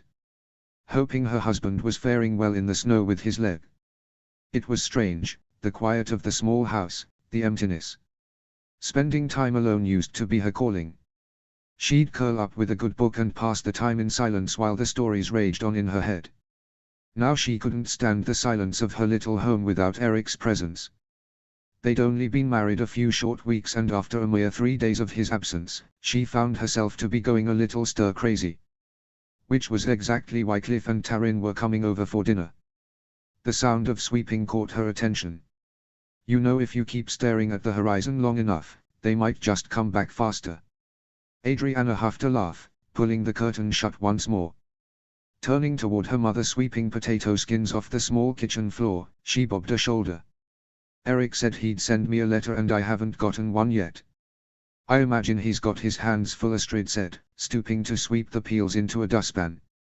He's probably falling asleep the moment he sits down. Probably. Adriana said. OOF. She gasped, frowning and resting a hand on her distended belly. Kicking? Astrid asked. She set the dustpan and broom aside and strode to the table, taking a seat beside her daughter. Her cheeks were still red from the windy flight across the island, strands of blonde hair loose from its usual braid. Adriana nodded. Always. It was strange how quickly things were moving along. For the longest time, though she'd known she was pregnant, her baby bump had remained small. Even for the wedding, she'd been able to wear her wedding dress and still look to be in her first trimester, even though it had technically been in the middle of the second. Now almost a month later, at the beginning of the third trimester, her body had decided it was time to make some changes. The other day she'd woken up and her belly had popped out, almost like she'd swallowed a melon overnight. Mara had seemed pleased at their weekly checkup. Apparently things were going smoothly. She'd had to go up a size in certain garments again, even foregoing her usual tops for Eric's shirts. They were looser and ultimately more comfortable, and the best part, free. Not to mention she was constantly eating. It was a miracle if she didn't find herself cramming something into her mouth every half hour. Thankfully that's where Cliff and Taryn had come in. Adriana had sent them each a letter, wrapping Sharpshot in a thick scarf to protect him from the winds. She'd hadn't requested snacks per se, but since Eric had left for Jet, one or both of them had come by to keep her company. Astrid had also come over every evening for dinner. It had been a sweet few evenings of catching up and talking about everything and nothing. She could forget how adventurous and spontaneous her mother could be. Finn was cut from the exact same cloth, his warrior personality stemming directly from her. And yes, she had to admit that she missed her twin. She hadn't seen much of him in the last weeks since the wedding. Now that he was away from Burke, and would be until Snoggletalk, her parents' house seemed strangely quiet. Without Finn and Zack parading around, even the village seemed devoid of an integral piece, as if someone had stolen away the Great Hall or the forge. "What are Cliff and Taryn bringing?" Astrid asked. "She's bringing a salad, which is great because I could use some vegetation. Too much junk food around here. Cliff, he's probably bringing something random. Mainly junk food." Astrid snorted. "Well, the beef is almost finished and the potatoes are boiling. It should be finished soon. I told them to be here around 6. Adriana sighed. This is the worst time of year. The cold, the snow, the clouds. You can't really judge the time when the sun is covered for 6 months of the year." "I know," Astrid said, pulling out one of her daggers and a whetting stone. She suddenly grinned. "Just think, when the snows melt and spring arrives, you'll be a mom. And you'll be a grandma," Adriana said, grinning even though her heart leaped in trepidation and excitement. No matter how large her belly grew, her fear felt larger. She wasn't sure if she was ready.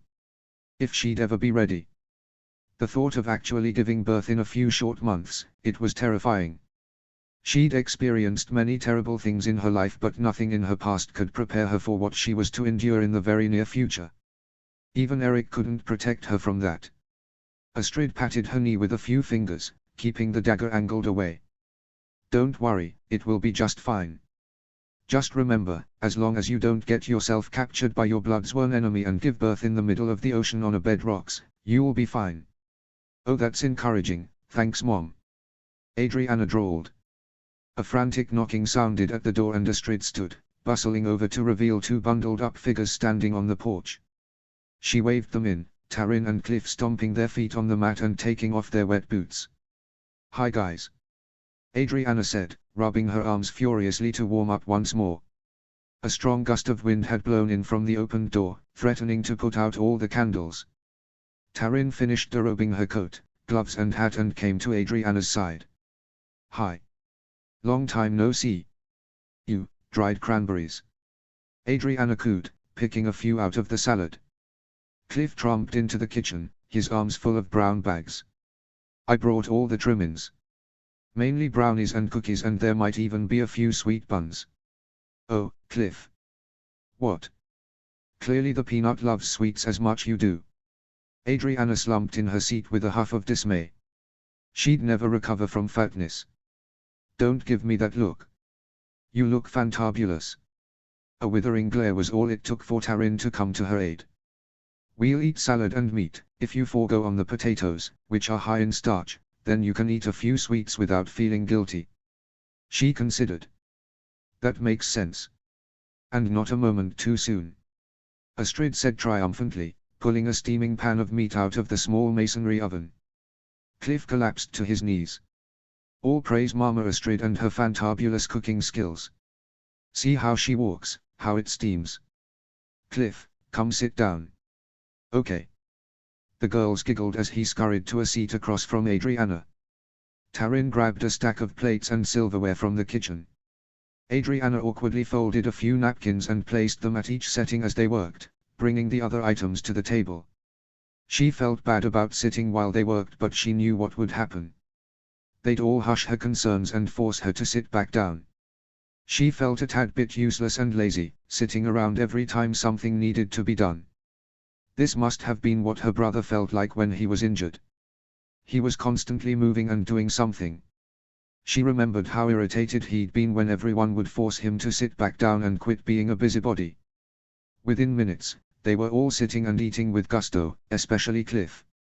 Adriana decided to forego her former griping and eat potatoes with her meal anyway. No one commented, if they even noticed. Cliff was currently engaging them all in a deep conversation about the aerodynamics of butterflies in comparison to dragons, specifically gronkles. "One could almost argue that gronkles are just overglorified butterflies," he said, brandishing his fork. "I mean, think about it, the speed that their wings flap and how they can hover and flutter from side to side." "I'd compare them more to a hummingbird," Taryn said. "Butterflies don't really coast from side to side." "Yes, but they are so agile. Have you ever flown on your dragon past a butterfly? They dodge with the agility of a hammock, which is saying a lot." Adriana snickered. And how many butterflies have you actually seen when flying, Bill?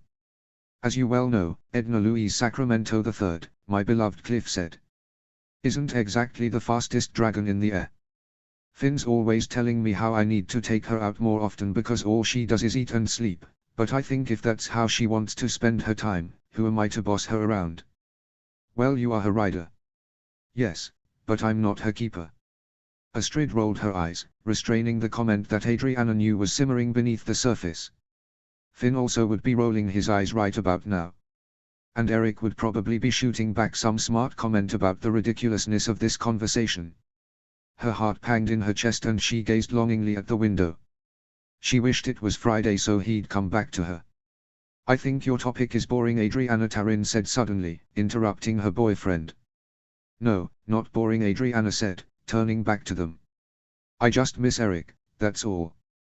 Cliff simpered. He'll be back. It's already half over. I know, it's just when you all go home, it's quiet. No one to talk to. You could come home with us, Astrid said. You could crash in Finn's room. Since Cliff had moved into the Haddock's home when Adriana moved out, her old room had been converted into Cliff's temporary residence. Most of her things, furniture included, had been moved to the small house she now shared with her husband. The thought of invading Finn's room, even though it would be empty until Snoggletalk, it didn't sit right. No, that's all right. I'll be fine. She forced a smile to her face. Like you said, it's only a few more days.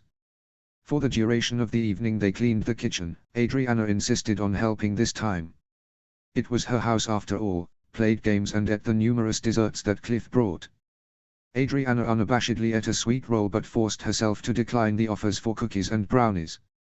Though when darkness fell and Cliff and Tarin began donning their coats and boots, he conveniently forgot to grab the remaining 4 bags of goodies. She bid them good night and watched as they strolled into the lit street, hand in hand. Astrid helped put the remainder of the games away and even wiped down the countertops a final time before deigning the house clean. Adriana allowed it, knowing her mother was always in a flurry of activity the same as Finn. But she wondered if her mother was stalling. I'll be fine, you know, Adriana said, as her mom began straightening the silverware. It's not so bad. Plenty of time to read. Astrid interrupted. I mean it. If you want to come home for the rest of the week, it's fine. There's no shame in saying you don't want to be alone. I know, Adriana said, looking at her pink and purple fuzzy socks. She almost couldn't see them below her belly now. It's just. Astrid waited patiently for her response. I can't be coddled anymore. I'm not saying I'm not grateful and that the idea isn't enticing, but I'm a grown, married woman now. I can handle being alone for a couple of nights.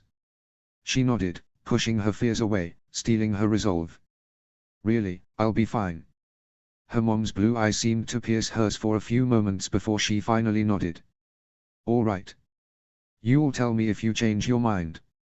Yes. You promise? Yes.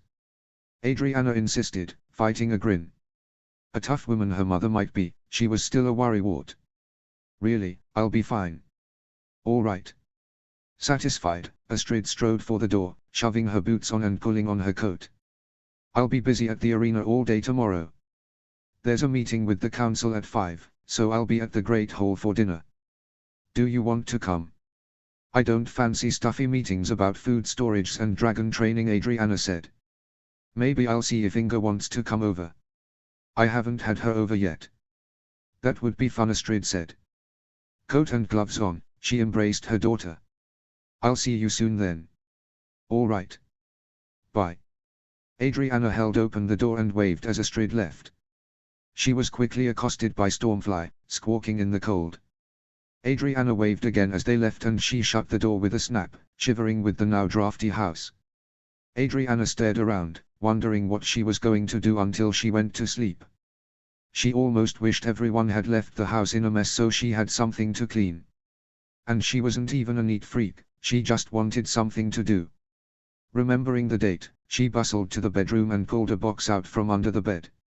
Not only was Snoggletalk right around the corner, it was also Eric's birthday. While he was gone, she needed to get his presents wrapped. Sitting cross-legged on the floor, Adriana pulled out the supple leather notebook and feather quill, setting to work on wrapping them. She'd requested Cliff and Taryn to pick up the gifts for her the other day. She'd wanted to buy them herself, was set on leaving the house, all bundled and ready to go when Cliff had burst in.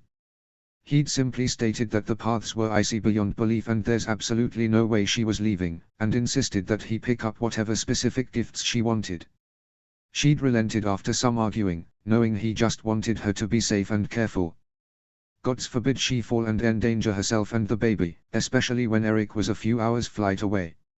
He might not make it back to Burke on time if she went into labor early. Still, the leather-bound notebook and quill were simple gifts. She wanted to get Eric, her best friend and new husband, something different. That was both the upside and downside to being his best friend all these years. She'd gotten him so many gifts that it was taking more and more creativity the older they got. The items were wrapped within mere minutes and Adriana sighed at the small brown packages. It would have to do for now. Maybe her mom would let her go shopping with her on Friday. If she was really careful. A creak caused her to jump and Adriana whipped around, expecting someone to be standing in the hallway. Nothing was there. Heart in her throat, Adriana grabbed the scissors and, angling them away from herself, she crept down the hall. She peeked slowly into each bedroom and the small washroom, finding no one creeping in the shadows. Then, realizing in all the scary books she'd read, someone always stood behind the victim as they searched the house for the assailant. Whipping around, Adriana stuck the scissors into the air, half expecting someone to be there. Thankfully there wasn't. She leaned against the wall, dropping her head against it with a relieved, pitiful sigh. She was being ridiculous. No one was here. Chuckling, she walked back to the living room and tossed the scissors back onto the table. She gathered up the stray pieces of extra paper, crumpling them into little balls and throwing them across the room to the trash can. She smirked when each one missed. Resolving to make a game of it to pass the time, she gathered each ball multiple times. It nearly took her a solid 10 minutes to get every last one into the trash. She scores. Another remarkable shot by Adriana Haddock Larson. And the crowd goes wild. Woo woo woo. Adriana chuckled to herself, feeling perhaps a bit ridiculous, but there was nobody around to witness her bout of goofiness. And if Eric was here, he'd either be shooting the paper right alongside her or throwing sarcastic comments at her impeccable aim. She smile fell.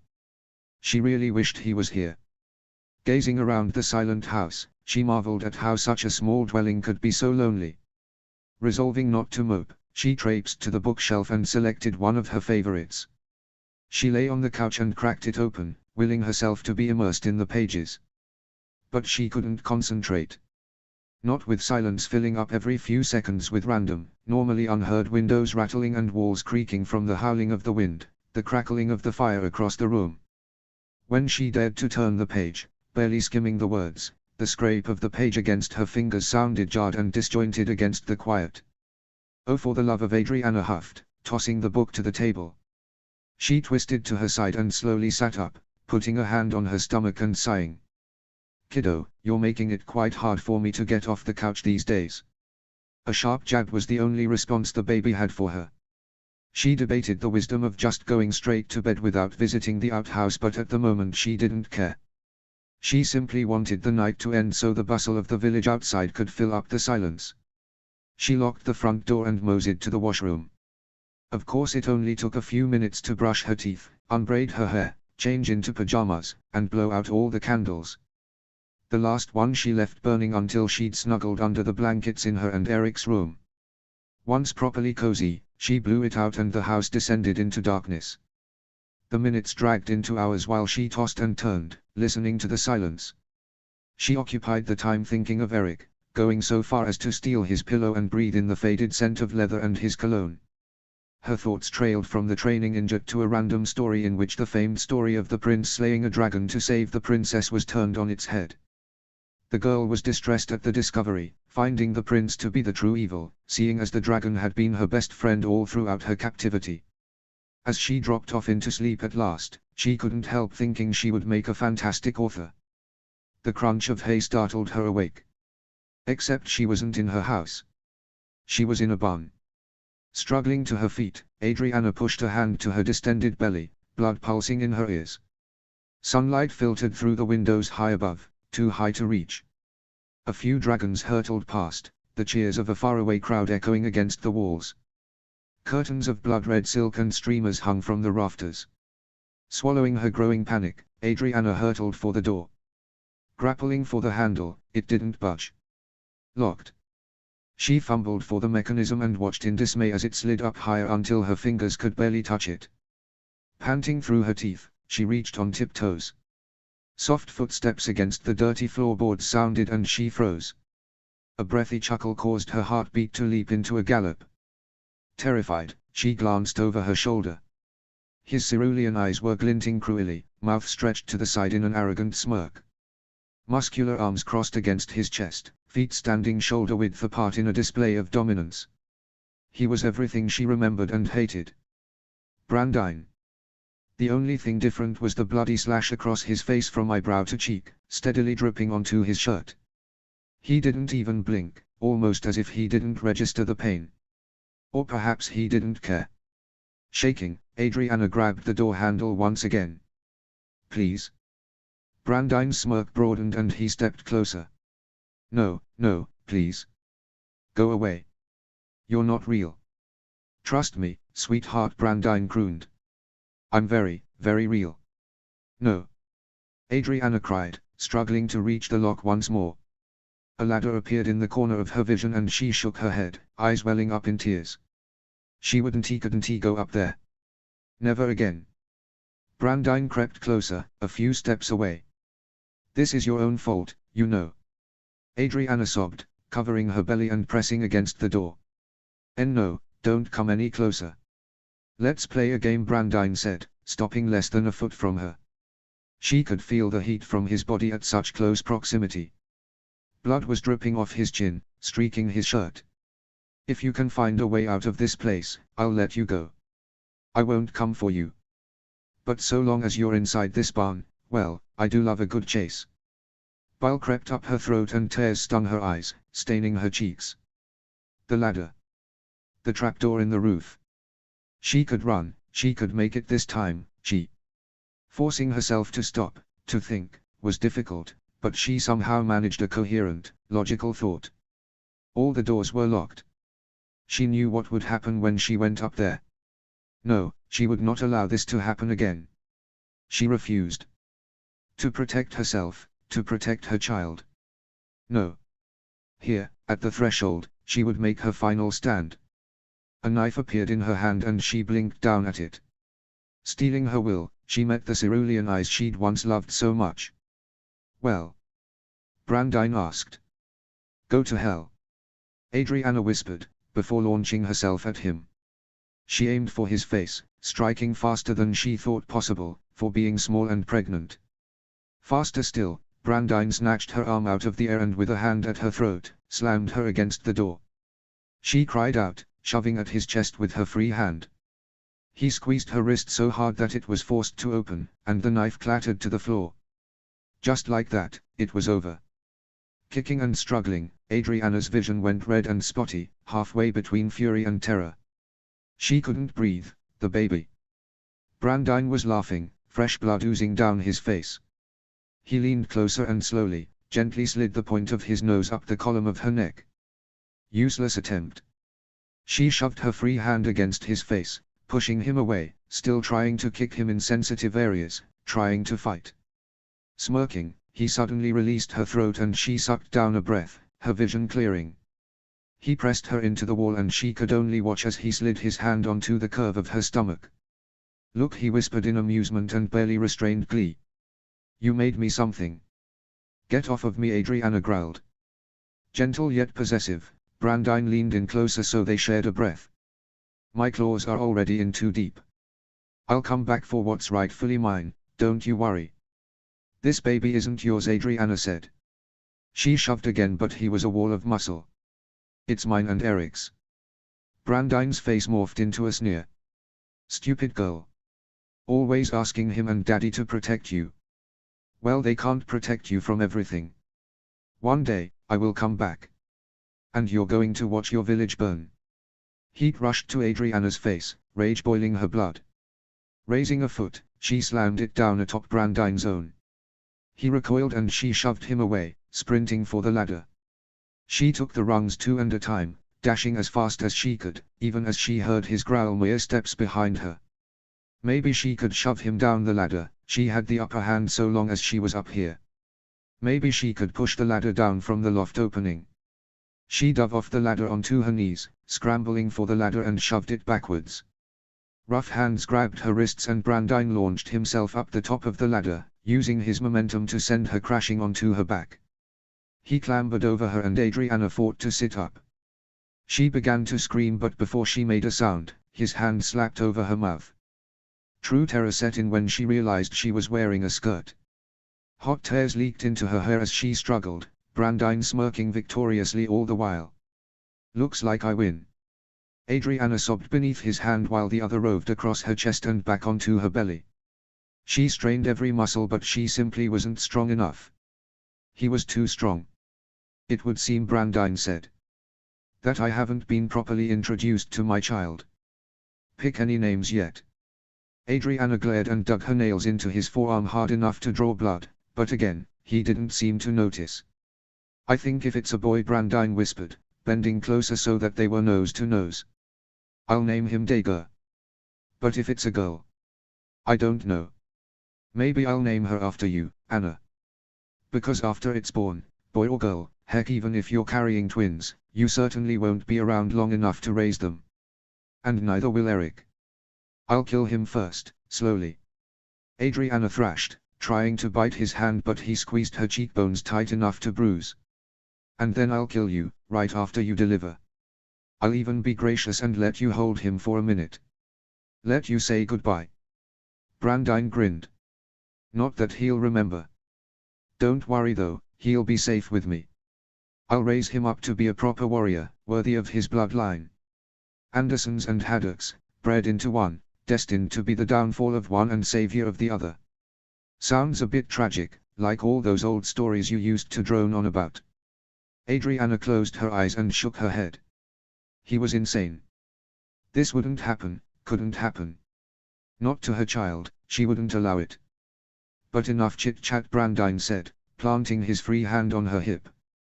Her eyes flew back open and she stared up at him. His legs had been crushing her thighs so long they were starting to lose feeling, she wouldn't be able to kick him away. Her hands and arms were burning from exertion. She already knew how this would end. He leaned in closer and buried his nose in her hair, inhaling deeply. Adriana shuddered when his husky voice warmed her skin. "Believe it or not, Anna, I've missed you." A scream shattered from her throat and she was suddenly plunged into darkness. She thrashed and scrambled to her knees, ramming into a wooden headboard so hard it shuddered. Blankets were twisted around her waist. Panting, she stared at the empty room, looking for Brandine.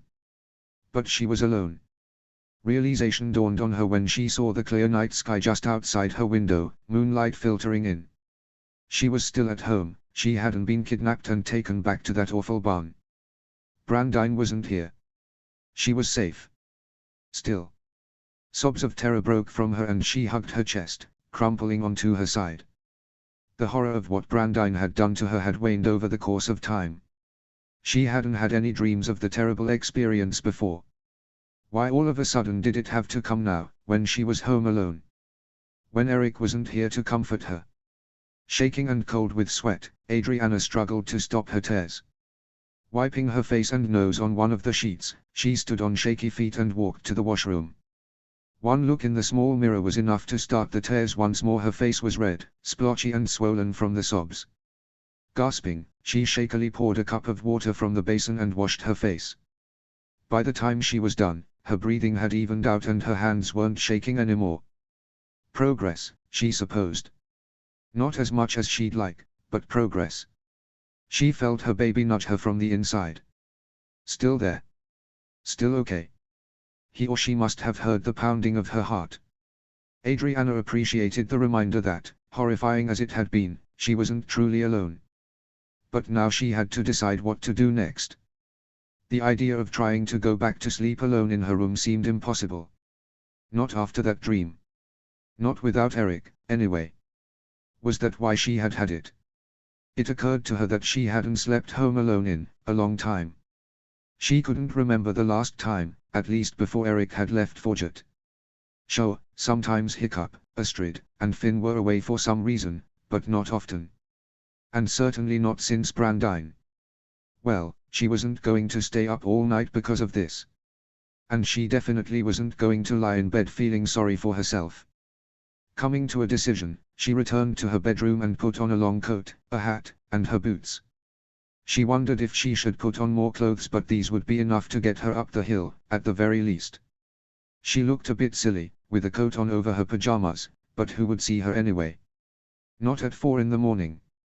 Bundling up as best she could to combat the cold, she stepped outside into the freezing wintry air. How she hated winter. She pushed her hat down to cover her ears and began making the trek to her parents' house. The streets were eerie in the early morning. She didn't think she'd ever seen the village so empty or heard it so quiet. The only sound was the occasional rumbling snore of a dragon. After the nightmare and with her racing heart, the silence made her feel vulnerable. Like a small sparrow in the open sky about to be picked off by a bird of prey. And unfortunately, since the little house didn't have a barn of its own, and no space to build one, Lily had been sleeping in the hatchery. The scruff of boots on gravel stopped her in her tracks. Scrunching her coat up to her neck, she whipped around and watched as a man turned the corner and froze about 10 steps behind her. He took in the sight of the young woman standing in the pale pre-dawn light alone, and ambled toward her with quick, efficient steps. For one horrible second, she was terrified it was Brandine, but once she saw his face, she exhaled a sigh of relief. She'd never forget that toothy grin combined with the blonde dreadlocks. "Hey, what are you doing up so early?" Tough Nut asked genially. "It's not 9 already, is it? Did the sun not come up this morning?" Adriana smiled. "No, I just, Telling Tough Nut that she'd had a nightmare and wanted to sleep at her parents' house seemed a bit childish. "I just left something at Mom and Dad's place and I wanted to just go get it.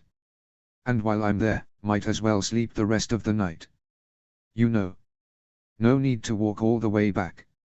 "Ah, okay. I thought you were a dastardly individual up to no good for a second there. Breaking into the Larson house like a common criminal. So that's why I followed you, to see where your hideout was. But then when I saw you standing there I thought, burglars don't usually exit the house through the front door, do they? Another mystery solved even before I saw it was you." Tough Nut stared down at her for a moment and the smile melted from his face. "Are you all right?" he asked in a surprisingly soft tone. Too late, Adriana realized she was probably frowning again. She put on a false smile. "No. Would you walk me up? I mean, since you're already here and part of the night watch, I think that's part of your solemn duty." "It is. I will escort lovely damsels to their parents' house to pick up objects and sleep." Tough Nut put a hand to his heart.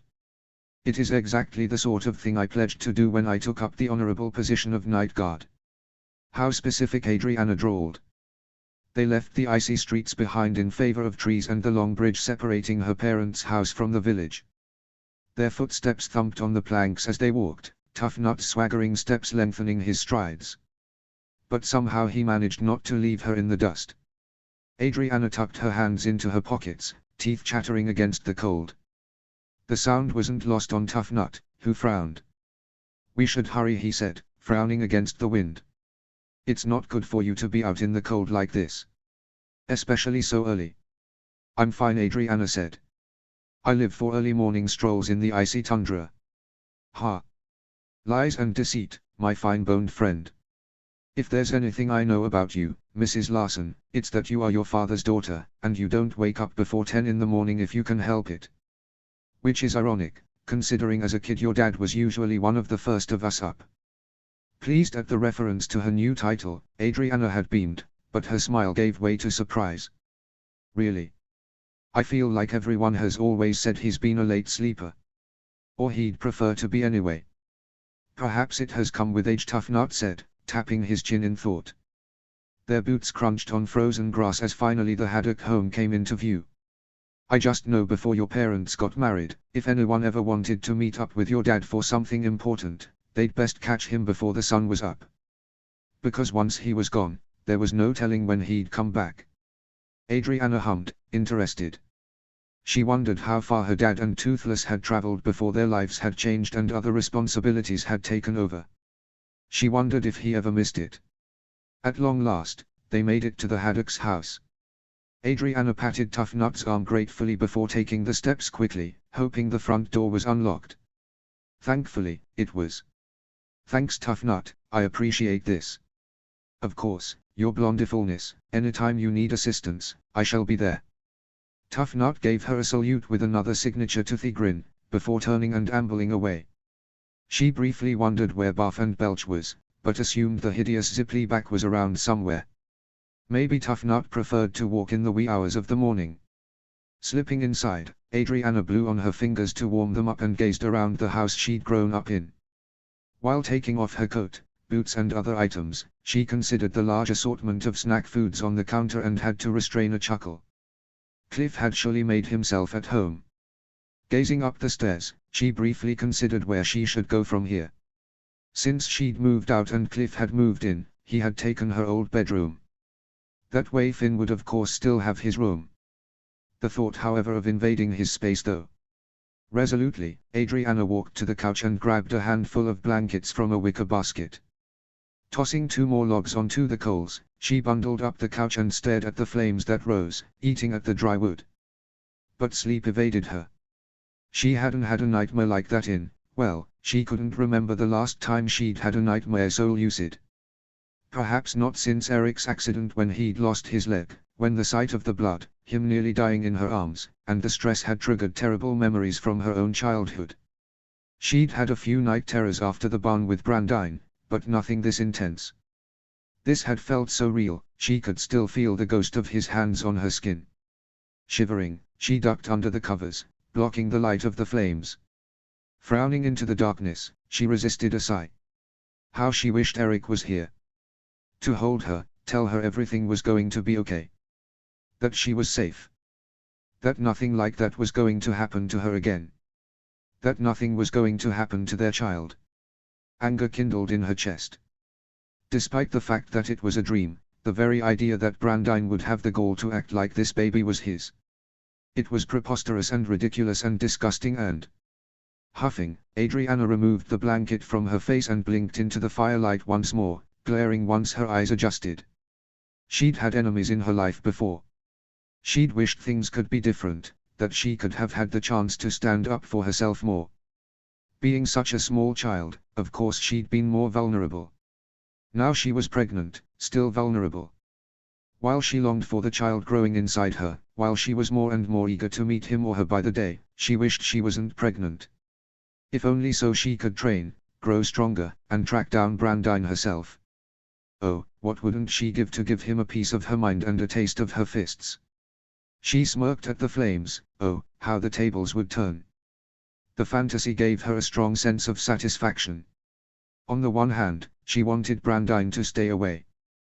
To never come to Burke again, never come looking for her or her baby.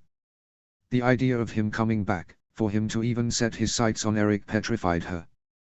But on the other hand, if he ever did, by the gods, she'd be ready. She wouldn't be hurt by him again. Eric gazed at the open ocean, towards the east. Towards Burke. Towards Annie. He hadn't known homesickness like this. Not that he even missed Burke that much. It was simply his wife that he missed. They hadn't been apart for days at a time like this in, well, he couldn't remember how long. He missed her smile, her laugh, he missed talking with her. He missed the occasional hiccup that escaped when she laughed especially hard. All throughout the beginning of the week, he kept thinking of things to tell her when he got home. Now, by Thursday, he kept taking in a breath to say something just to find himself -1 Adriana. Gods, he missed her so much it ached. Eric, stop moping and get over here. Rolling his eyes, Eric turned into the arena and joined Finn, who was currently aiming an arrow at a target 20 paces ahead. Maybe someday when you have a wife, you'll find yourself missing her just as much. Finn snorted. When I have a wife, I won't be so clingy. The arrow flew and landed on the target 2 inches to the right. Finn muttered a curse and knocked another arrow. Your aim's looking a little shabby there, Hiccup's voice drawled from the stands, where he stood with Kiev and Ivan. If that was an enemy you might take an eye out instead of hitting their forehead dead center. I'm ashamed. So I like precision. Finn growled, lowering the bow and arrow. You shouldn't gripe, it might save your life one day. Eric gently pulled the bow from his hands and pulled an arrow out of the quiver. Watch and learn, Haddock. He faced the target and took aim, blocking out the sounds of Finn's scoffing and the soldiers and dragons piling into the area. Exhaling heavily, Eric released the bowstring. The arrow flew and hit the target.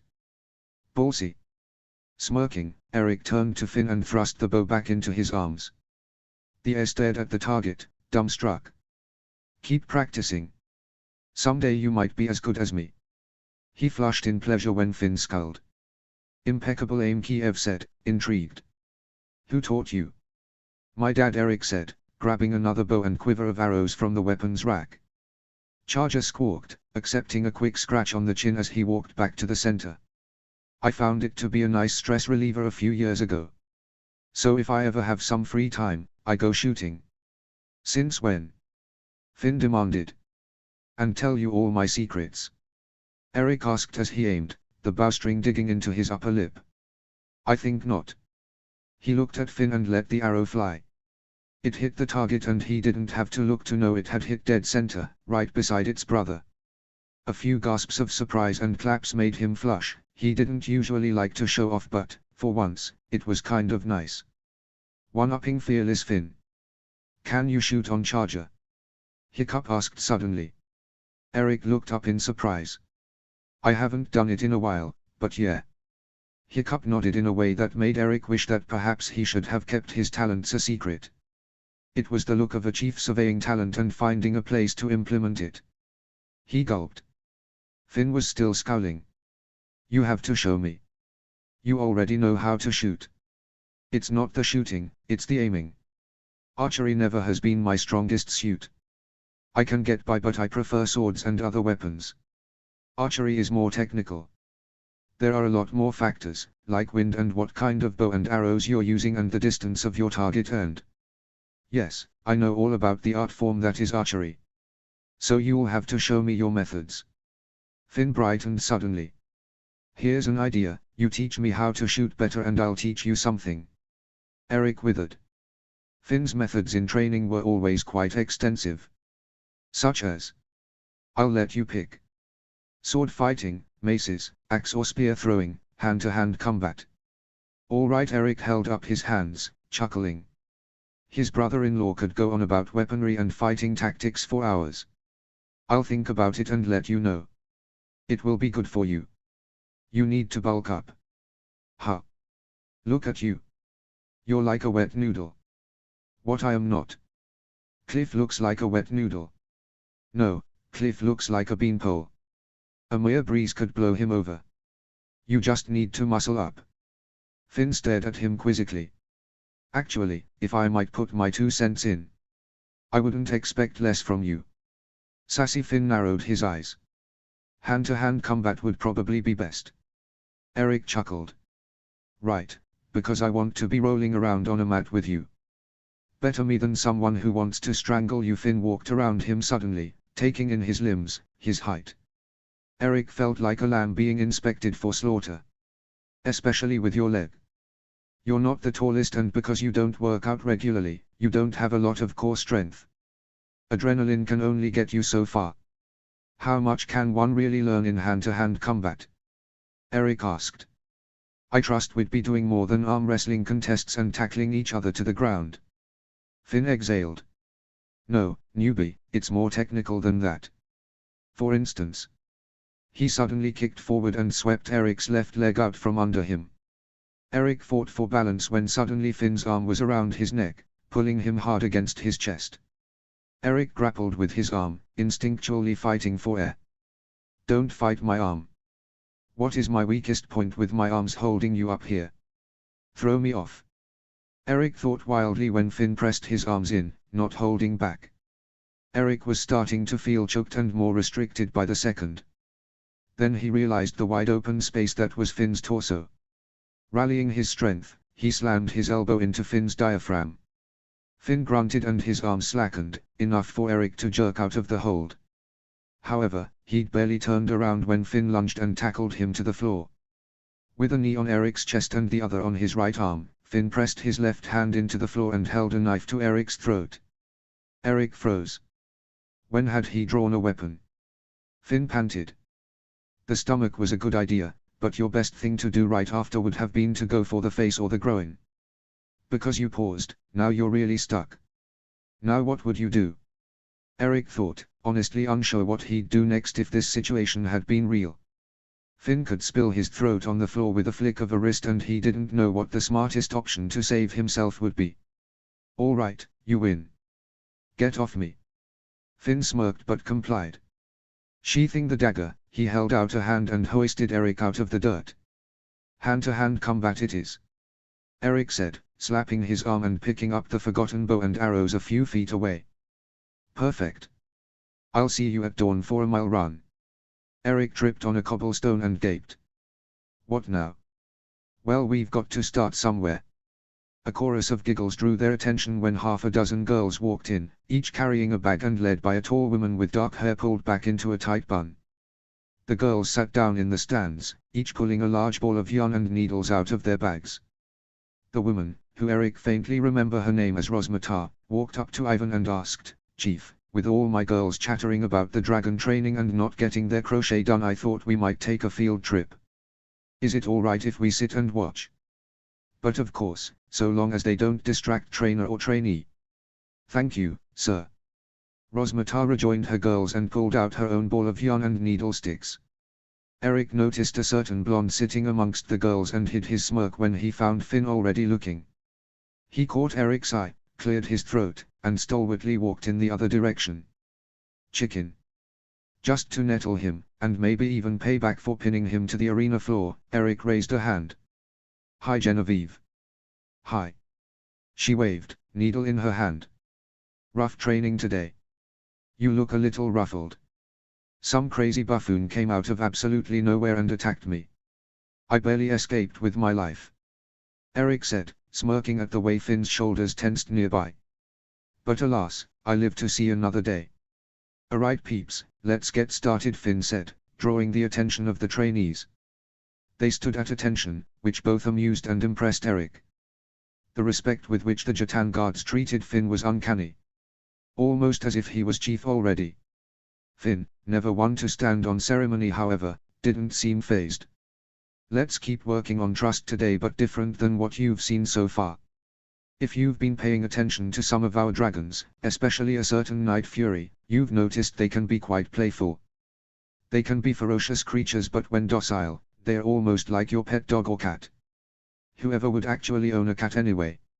Eric frowned. "Hey, I like cats. I will beat the crazy cat lady out of you one of these days." Charger burst forward and adjusted Eric's shirt while the group of girls giggled. It seemed the Nada had finally taken notice of the rumpled state of his rider and found this unacceptable. "Anyway, playful dragons," Finn continued.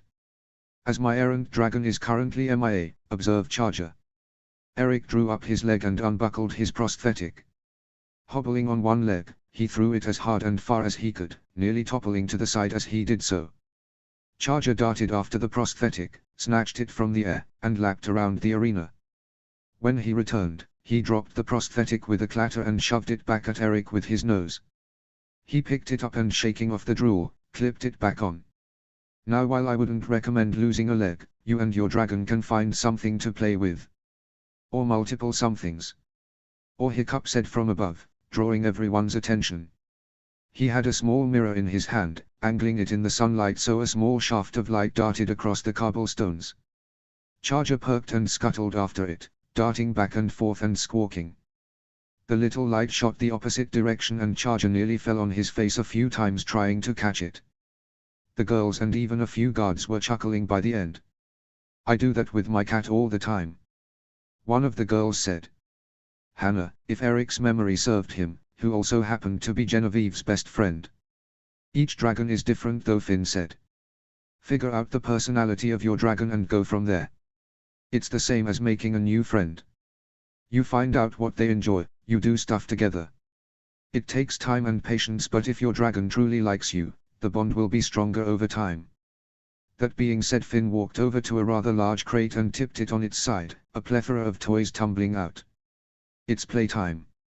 For the duration of the morning, the trainees played with their dragons. From squeaky toys to teddy bears to rocks to shiny objects, the trainees went to town with their dragons. The change in behaviors with the dragons and trainees had completely changed in the course of the last few days. Hiccup couldn't be more proud of his son's progress. Still, he was sad to be leaving tomorrow with Eric and the councilman. Helga and Thorin would stay and help Finn so he wouldn't be completely alone, but Eric had helped with the training more than even he had. Hiccup had jumped in here and there to assist with things, but mainly he oversaw the training like Kiev did. The retired chief himself hadn't bonded with a dragon, deciding either to keep himself on the ground due to his age or wait until the right dragon came along. Much like choosing a wife, he'd said. Right as he'd nudged Finn in the ribs. Finn had done a good job of ignoring the girls, who giggled and chatted almost constantly throughout the training. They'd left the arena briefly for lunch, just as Finn had dismissed the trainees, but they'd returned right as training had resumed. If he couldn't read his son so well, he'd think that Finn didn't care that the girls were present. Or one girl in particular. It was funny, he thought. How easily his son could flirt and charm girls when he was in the mood. But the one time he seemed so genuinely intrigued by a girl, he backed off so much that he became standoffish.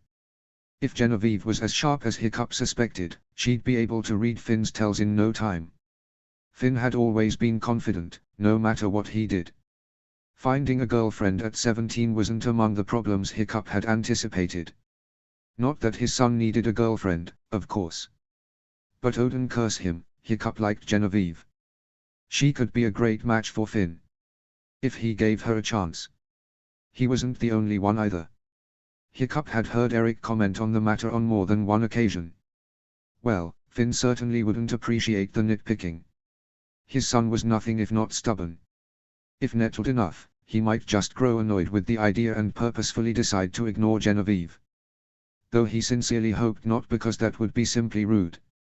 So Hiccup was forced to watch the training and pushed the thoughts away.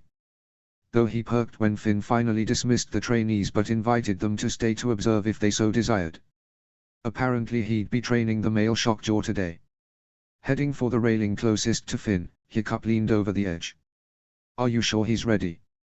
Finn took a long drink of water from a water skin with a shrug. Only one way to find out. He can't be hooked up to Zap forever. It's been 2 days. No, I know, Hiccup sighed. Just be careful.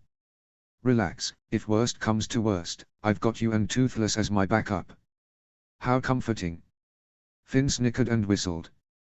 The sound echoed around the arena. It didn't take long to hear heavy wingbits from the shockjaws.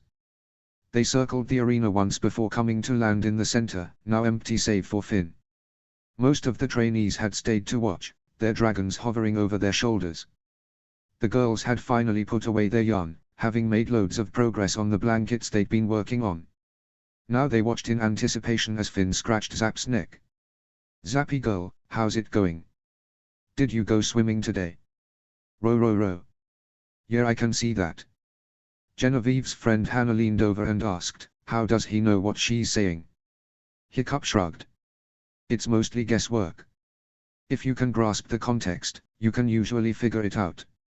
Dragons are highly intelligent, they usually know what we're saying.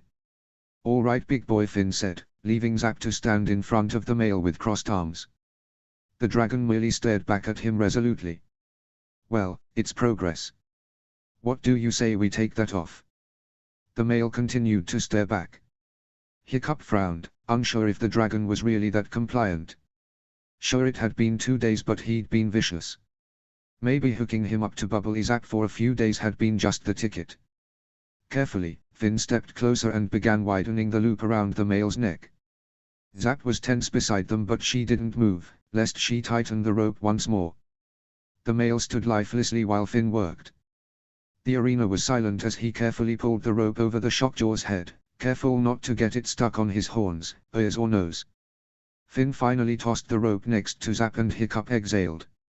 See, now that wasn't so bad. It happened so fast, Hiccup almost thought he was seeing things. 1 second the Shockjaw was sitting still as a statue. The next he threw his head and shoulders down and up, slamming into Finn so hard it nearly knocked him off his feet. People gasped and leapt to their feet as Finn stumbled, dazed. The Shockjaw was instantly there, charging. He thrust his nose upward and caught Finn, throwing him up so he was caught between razor-sharp teeth and horns. The Shockjaw kept charging however, and Hiccup found himself running as he realized just what the dragon was about to do. Hiccup hit the railing just as the male Shockjaw rammed into the stone wall, pinning his son. People's screams echoed in his ears and Hiccup could barely feel anything as the implications of what had just happened took over. The bones that would be crushed, the internal organs impaled. Zap was howling and scratching, trying to get to her boy while Eric and Helga jumped the railing with their deadly ladders, ready to join the fight. That's when Hiccup realized something. Wait. Eric and Helga, stop. They skidded to a halt 10 feet away. The crowd quieted, more than a few people halfway to jumping the railing themselves to help. But they too froze when they saw what had occurred. The male Shockjaw was growling lowly, his neck muscles straining but he was being pushed back. Arms shaking with the effort of gripping the Shockjaw's horns, Finn growled, shoving his feet against the stone wall until he was almost completely stretched out. Glaring into the dragon's eyes, he panted, "You won't get rid of me that easily." The Shockjaw looked momentarily stunned before Hiccup could have sworn he smirked. Then, he drew away from the wall and threw his head upward, pitching Finn high into the air. The Shockjaw reared back his tail but before he could strike, 2 things happened. He was surrounded by a dozen deadly nadder spines, making him retreat into a corner, while a flash of blue leaped into the air. Zap caught Finn in her arms, taking the impact as they crashed and tumbled across the arena. She growled angrily toward the male Shockjaw, who growled back. "Close the gate. Close it." Ivan shouted. A guard released a chain and that's when Hiccup realized the male Shockjaw had retreated into one of the empty pens. The doors boomed and they shuddered when the dragon inside realized his error. Hiccup leaped over the railing and ran to Zap, who rolled over and carefully dropped Finn on the ground. He was panting and a cut above his eyebrow was bleeding. "Are you all right?" "Yeah, I think so," Finn said, slowly coming to stand. He wobbled for a moment and Hiccup threw out an arm to catch him. Then he yanked him into a bone-crushing hug. "Gods, you scared me to death." "Sorry," Finn said, wincing when Hiccup released him. He gently prodded his torso, hissing. "He had me fooled." "He's smart," Hiccup sighed, gazing at the closed gate. "Cunning." "We'll try again, Tom." "Absolutely not," Hiccup cried, aghast. "After this?" No, the only person who's going to be training him after this is me, and if I can't make him docile enough." Finn seemed too exhausted to argue. Helga took his arm and steered him to the nearest stairs.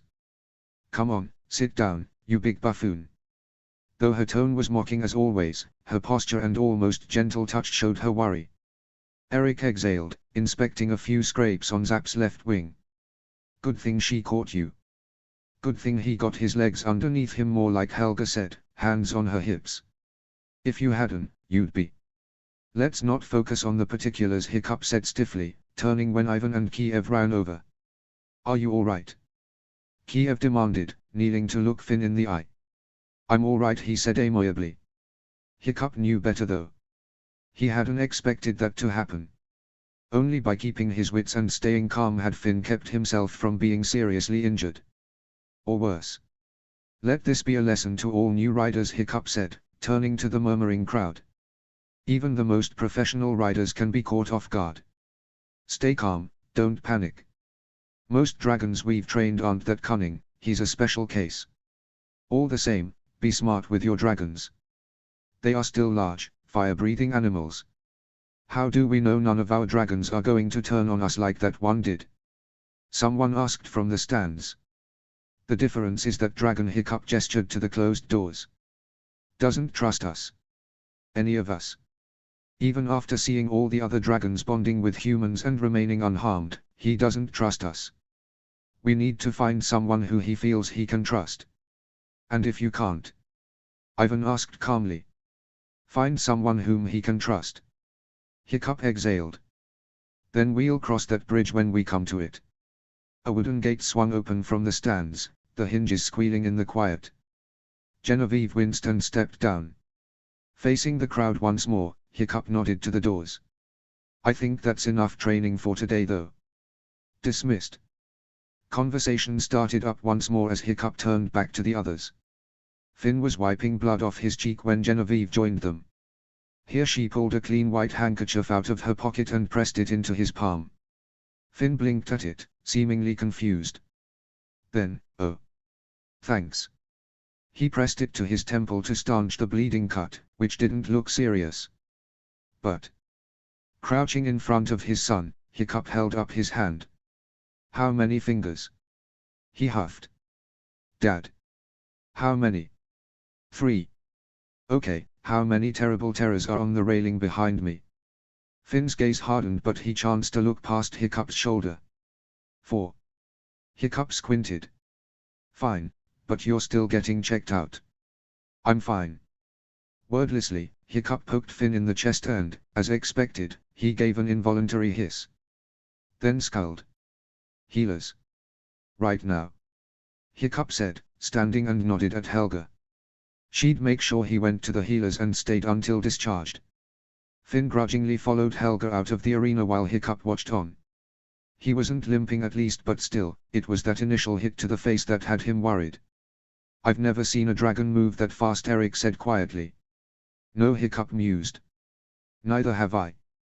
Turning, he stalked to the door where the shockjaw was being kept. Zap growled in warning, clearly she didn't want him going over there. Lifting the small door, he looked inside to see the male shockjaw curled up on the floor, not unlike Zap when she slept. He lifted his head and sniffed the air before his lip curled in a snarl. Hiccup sighed, resting his forehead against the cold metal. What am I going to do with you? Finn could handle most injuries. To date, the worst injury he'd ever had was that horrible stab wound. He'd thought he was going to die on that table, blood oozing from beneath the blade, his guts torn and writhing, his heart pounding in his chest fighting to keep him alive. He'd handled a broken arm, beatings from Ratri, fought raging sickness that kept him under the weather for weeks, suffered cuts, burns and scrapes from forge work and training. Hell, he'd even fallen down a cliff and knocked himself unconscious once. But never had his bell been rung so thoroughly. He lay on the cot the healer had ushered him into, a hand over his eyes to block out the extra light. He'd be sore tomorrow, sure. She'd wrapped up his torso after lathering him up in a lavender and lemongrass oil mixture, something she said sped up the healing process for bruising. But wow, the headache. The door opened and he dropped his hand, feigning alertness, ready to insist to his dad that he was absolutely fine and he didn't need to sit in the healers for a day. He was pleasantly surprised to see Genevieve stroll in. Hi, she said, taking the seat beside his bed. How are you feeling? Finn couldn't bring himself to lie to her, so he sighed, dropping his head back onto the pillow. Like my brain's about to ooze out my ears. Genevieve giggled, pulling a smile onto his face. Are you always so dramatic? Have pity on a wounded man. She scoffed. Wounded men are always the biggest babies. And if you came here for moral support, you're doing a terrible job. She giggled again but shook her head.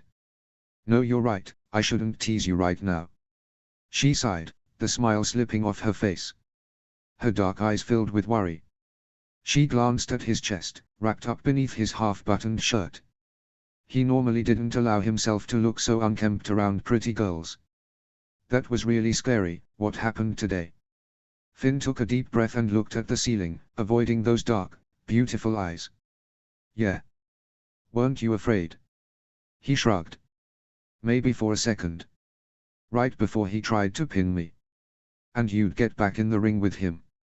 I might, but my dad probably won't let me now. He rubbed his eyes with a thumb and forefinger. He can't be broken by stubbornness. Now that we know his temperament a little more, pairing him off with me again is probably a bad idea. My dad's probably going to try a gentler approach.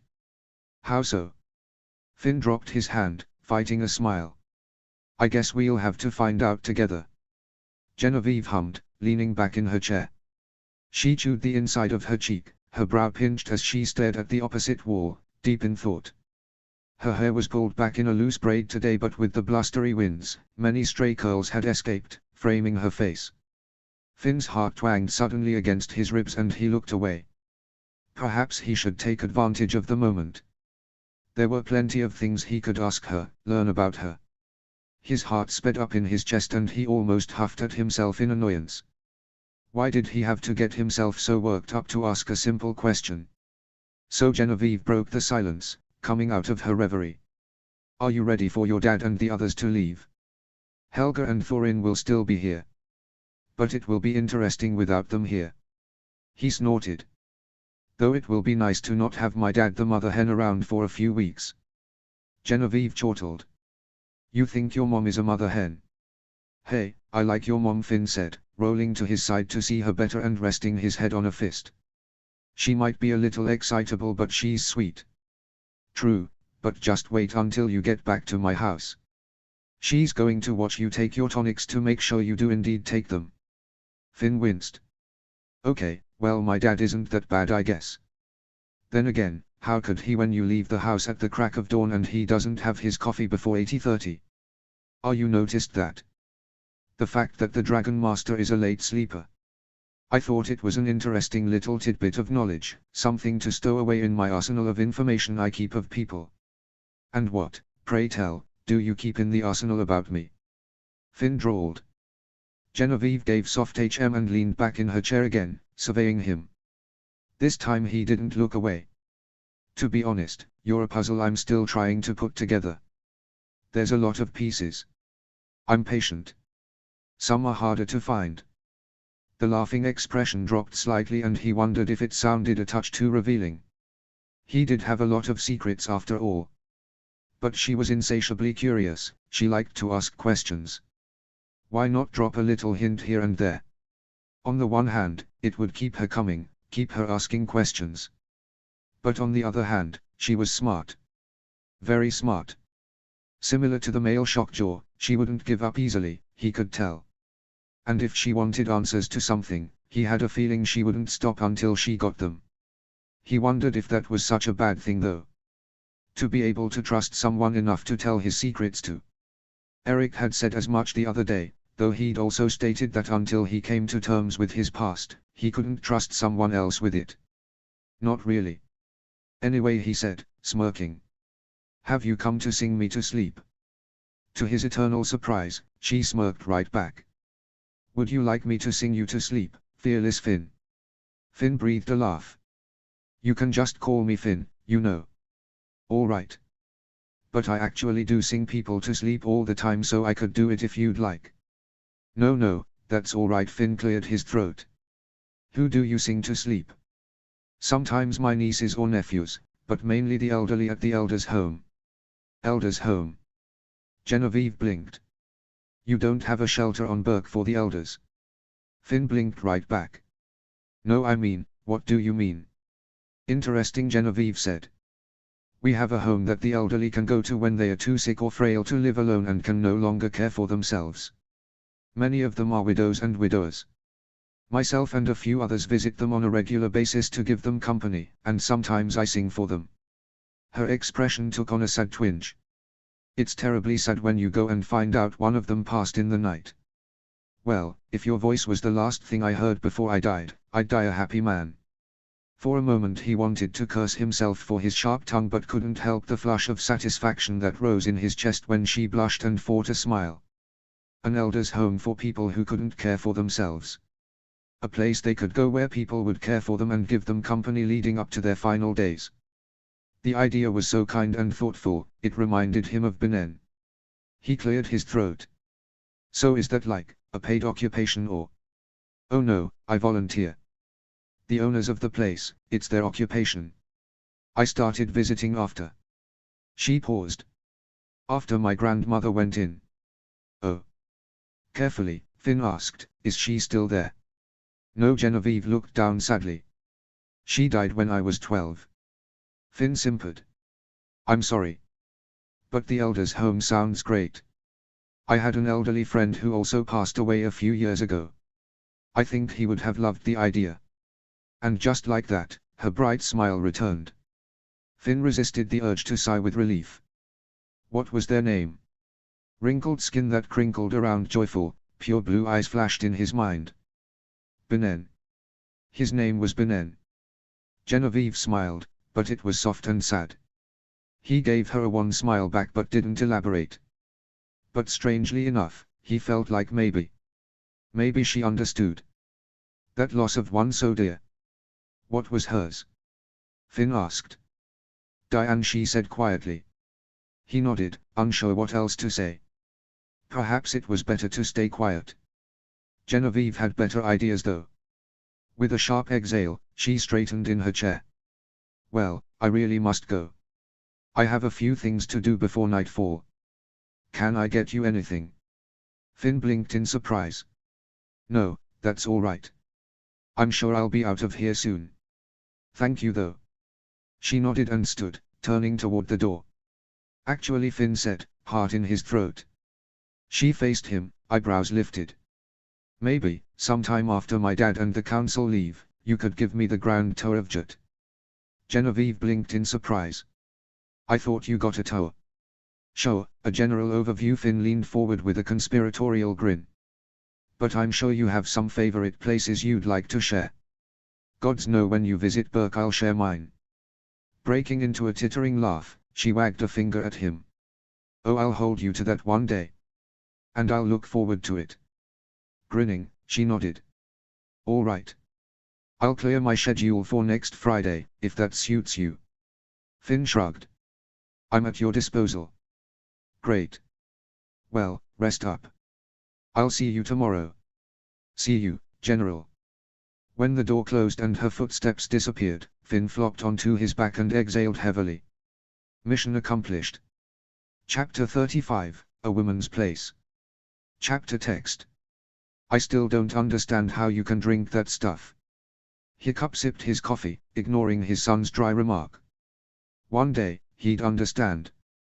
Aside from the fact that it tasted heavenly with the right amount of cream and sugar, and caramel, he'd recently discovered thanks to a certain teenage girl, it kept him awake for the intense workload that had become his life. Coupled with the fact that the convocation loomed and a slew of paperwork was probably piling up on his desk at home, waiting for his attention. Yes, coffee was a godsend. Molly and Genevieve sat at the table beside him, both staring at Finn in surprise as he cooked breakfast. Because of the debacle with the male shock jaw yesterday, his son was starting later than he usually did. But that didn't stop him from being a flurry of activity as always. Within moments of tramping down the stairs, he'd whisked both women out of the kitchen and started pulling pots and pans out of the cabinets as if he owned the place. If it weren't for the wrappings around his torso that peeked out just above his collar, Hiccup would have been fooled into believing that his son was perfectly fine. But he knew his son. He was nothing if not vain and hated the prospect of someone thinking he was weak or that he couldn't handle pain. He knew by the ever so slight hitch in Finn's breath, after a sudden twist or reaching too far for a spice, that Finn was hiding the pain in his side. The last year had taken its toll on his body, and after being slammed into the arena wall yesterday, Hiccup planned to keep a careful eye on his son for what little time he had left on Jut. He didn't voice these thoughts however, and beamed when Genevieve had made coffee and handed him a steaming mug. Finn had sworn not to touch a grain of the black bean powder. Hiccup was eternally grateful. She made very good coffee and he didn't want to know what sort of brew might come into existence if Finn tried. He was briefly reminded of Astrid's Yarnog concoction in their youth and hid a smile. I'm surprised, Molly stated at long last, watching as Finn flipped an omelette midair. You don't strike me as a man who cooks, Finn. He'll make a wonderful wife someday, Eric drawled, polishing his prosthetic with a rag. You may beat me at archery, Larson, Finn said. But you cannot outsass me. Speaking of wives, Genevieve said before Eric could retort. She'd probably caught on that once they got going, there was no stopping them. Smart girl. Hiccup didn't fancy a headache so early in the morning. Are you excited to go home tomorrow, Eric? Yes. Not that I haven't enjoyed my time here, it's been great. But I miss my Annie. Finn grunted in the kitchen. If you start crying or get all gushy, I'm going to spit in your omelette. Well, that's both disgusting and rude, Genevieve said. He gave her a sheepish smile over his shoulder before returning to the sizzling pans before him. Hiccup smirked, wishing he didn't have to leave so soon. He was sure that he'd miss out on many a cutesy conversation. So Dad Finn began, plating 2 ham and cheese omelets and handing them to Molly and Genevieve. They thanked him and dug in as he returned to the kitchen. "What are we going to do about you-know-who?" Hiccup sighed, watching the coffee slosh inside the mug. "I'll give it a go today, but if I can't make headway, basically I'm in trouble." "You're not in trouble, you just need to find him a match." "And how am I going to do that when he lashes out at everyone he meets?" Finn asked, bringing a third and fourth plate. Hiccup and Eric accepted them gratefully, but the chief considered the shock jaw before digging in. He'd mulled over it most of the night. He couldn't stay longer. If they hadn't used up so much time tying the mail to Zap, they might have made more progress. But they couldn't change the past, so there was no use wishing they'd done things differently. He knew there would only be one way to earn the Shockjaw's trust in the short amount of time he had left. As Finn joined the table with his own plate, Hiccup said, "I'll go see him after breakfast." Alone. Through his peripheral vision, he saw the Sullivans gape. Molly had incidentally been present for yesterday's disaster as well. Finn nearly dropped his toast. "What? You can't go in there alone." "I'll have Toothless with me, I'll be fine," Hiccup said, smirking. "Or did you forget who started dragon training? Toothless is practically a house cat, this. Actually, the first time I met Toothless, he pinned me to a boulder in the woods and had his choice of crushing my body beneath his claws or tearing my throat out. Instead, he chose to only momentarily damage my hearing, which threw off my equilibrium." "I know the story." Finn huffed. "The point is, this is a bigger deal." "It's not a bigger deal, it's the exact same thing." Finn growled in annoyance, picking at his eggs. Hiccup met Molly and Genevieve's concerned gazes. "All those years ago, I shot Toothless down, taking off one of his tail fins. I could have killed him like any other Viking would have." His focus faded, memories of pine and dirt and dragon scales. He could still hear the rumbles of fear from the creature who would soon become his best friend. "But I couldn't. All I could see was a creature terrified that I was about to kill him. And there was nothing he could do to save himself." He blinked, meeting their eyes once again. Molly's face had softened, though her expression was still guarded. Genevieve, though, she was staring at him in wonder. "The Shockjaw is no different. Maybe he's had bad experiences with people. If they rescued him from a net, maybe it was no accident. Who knows?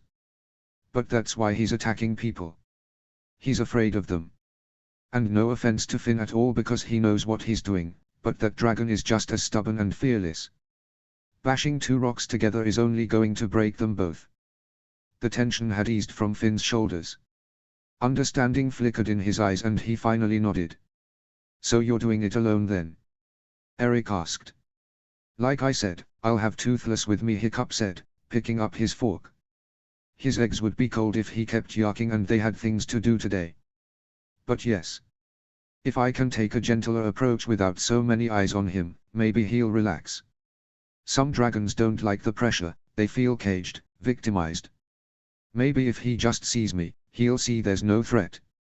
Genevieve nodded. She inhaled as if to speak, but a quick glance at her mom and she stopped herself. Hiccup blinked, wondering if he'd imagined the look, but no. Genevieve swirled the remnants of her coffee with a small frown. Clearly she wanted to ask him something and didn't feel comfortable asking in front of Molly. Grabbing her plate, she stood and went to the wash bin. Finn blinked at the sudden movement and returned to his breakfast with gusto. Hiccup resisted the urge to snort but still kept an eye on Genevieve. Though her back was turned, he wondered what might be bothering her. Molly soon joined her at the wash bin. Hiccup finished his breakfast and tapped Finn on the arm, drawing him out of his own reverie. "I'm heading there now. When I get home I'll do some research with fish legs and we'll send as much information about Shockjaws as we can. Most of our research came from studying me and Zap." "Yes, but there could be something we missed. Once I set fish legs on the hunt, we'll see if I'm right. In the meantime, keep an eye out for people with calmer dispositions. Someone who might be a good match for him. People with calmer dispositions won't want to train with him." Finn replied flatly, standing from his chair. Especially if they saw what happened yesterday. Genevieve suddenly whipped around. Can I try? Eric's fork clattered onto his plate, followed by an acute silence that stole the air from the room. Molly recovered first, tittering. Genevieve, absolutely not. Why would you ask? Please. Genevieve stared at him, dark eyes imploring. Hiccup blinked in shock. He hadn't anticipated this. Neither had Finn apparently, who was standing behind his chair with a gobsmacked expression.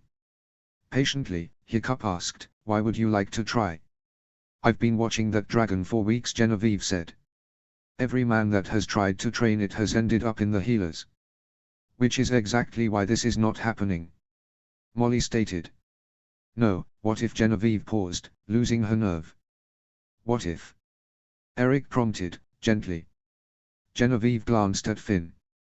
What if he's afraid of men? Hiccup considered it.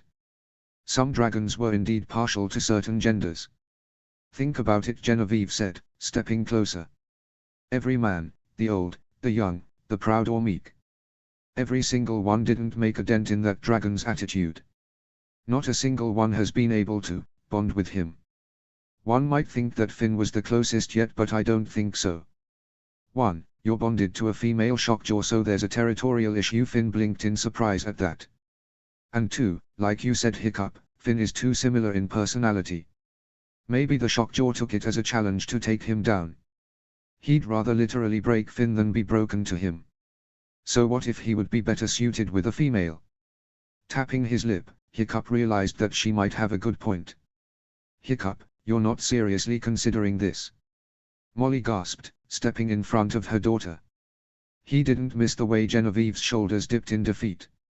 Suddenly, he saw his own kids standing there.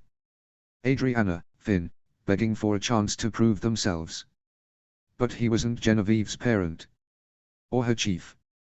I am, he said quietly. But it's not my call to make. Molly straightened, inhaling deeply through her nose. Placated for now. She turned to Genevieve and straightened the girl's sweater. There now, at least someone has some sense. Hurry now, you're expected at. Genevieve's eyes flashed in anger. I know my own schedule, mother. She brushed past Finn and pulled on her coat. The door closed quite gently for a young woman so angry. Hiccup was impressed at how much she must love and respect her mother not to cause a scene. Molly cleared her throat at the growing silence. I apologize. She's been talking about nothing but that dragon for weeks. Really? Finn asked. Can I ask? Hiccup asked. Why the girls aren't allowed to try? The Sullivan matriarch sputtered. Why should they? Homemaking is a trade unto itself. Plenty to learn and prepare for. Genevieve knows her place and she would do well to remember it. She's a highly intelligent young woman, but sometimes she needs to stop grousing about things that aren't meant to be and be content. Finn frowned, but Hiccup softly cleared his throat before his son said something inappropriate. Well stated. Molly nodded resolutely and bustled into the kitchen. You men have lots to do today, so off you get. I'll clean up here. Finn had enough sense not to argue with her on that point, though Hiccup could tell he now felt guilty for the current state of the kitchen. But to insist on cleaning it up now would be an obvious insult. Eric's face was impressively blank as he strapped his prosthetic back on and joined Finn at the door. Thank you for making breakfast, Finn. Molly said. Finn swallowed. You're welcome. The trio exited the house and were instantly bombarded by their dragons and the fierce winds. Gods, is it always this windy here? Eric groused. I can't even believe that is what they think here. Finn hissed, ignoring Zap and stomping down the street. Women have much more purpose than cooking and cleaning and making babies. Why is that so difficult? Hiccup caught up and grabbed his arm. Finn, lower your voice. Well, it's true. True as it may be, things are done differently here. Hiccup stated. Maybe in time they will come to agree and make changes, but we are here for dragon training and dragon training only. Do not do anything stupid. Until either Kiev or Molly give the okay, Genevieve doesn't go in the ring. You think I'd just let her waltz in there, after what happened yesterday? Finn demanded. I thought I was hearing things when she asked. I did too, Eric said. She hides it well. Finn huffed, rubbing his eyes. My job just got more difficult. Why is that? What if the reason all the girls are coming to the arena is because they want to train? Hiccup sighed, looking around the village at the men and women huddled against the cold as they went about their business. Already thought of it, kiddo. What do I do if girls start asking me about it? Tell them to talk to Ivan. Maybe if he gets enough requests, they'll start considering it. But don't make any decisions without his approval. The last thing we need is to start a war over women's honor with our new allies. Eric winced. That would be awkward. Well, some fathers would go to war over their daughter's honor. Finn rolled his eyes. So old-fashioned, he hissed. It is what it is, kiddo. Best get used to it. Toothless huffed, annoyed with being ignored for so long. Hiccup scratched his ear plates. All right, let's do this. What do you want us to do, since you won't let us watch? Find the others and check the status on their jobs. Hiccup said as he mounted Toothless, who instantly took off without waiting another moment. Finn, Eric and their dragons shrunk before he could say another word. Whoa, what's the rush, bud? Toothless warbled as the village flashed by, a few people ducking under awnings. Hiccup sighed, hoping this transition would work out. Though many were still afraid, things were progressing nicely. But Genevieve wanted to train. The idea boggled his mind. The artistic daughter of the retired chief wanted to train a dragon. He hadn't anticipated this turn of events. Of all the things he'd thought of to fix the shockjaw problem, that hadn't been it. But her reasoning had been sound. The pleading look in her eyes had certainly been enough to make him want to give her a chance. He always had been a sucker for the big eyes. Whether she knew it or not, she'd practically been begging him to let her try. Molly's reaction had not been a surprise though. He briefly wondered if Kiev would respond the same way or if it would be foolish to ask him about Genevieve's request. Kiev was one of the biggest advocates for implementing dragons into their way of life, however, maybe he wouldn't mind as much as Molly. He sighed, patting Toothless on the side. One more day, bud. Let's see if we can make Finn's job a little easier. Toothless nodded and landed near the entrance of the arena, kicking up loose pebbles. Snowflakes eddied from the force of his flapping. The guards stood at attention as he dismounted. At ease, gentlemen, he said with a smile before striding through the doors. No fearless Finn today. One of them asked in concern. Is he all right? Oh yes, he's just taking less pain-inducing jobs for the day. The men chuckled nervously as he walked by. The stone corridor offered him and Toothless a brief respite from the bitter winds. He heard the shift of the guards' leathers and weapons from the entryway. You're going in alone, sir.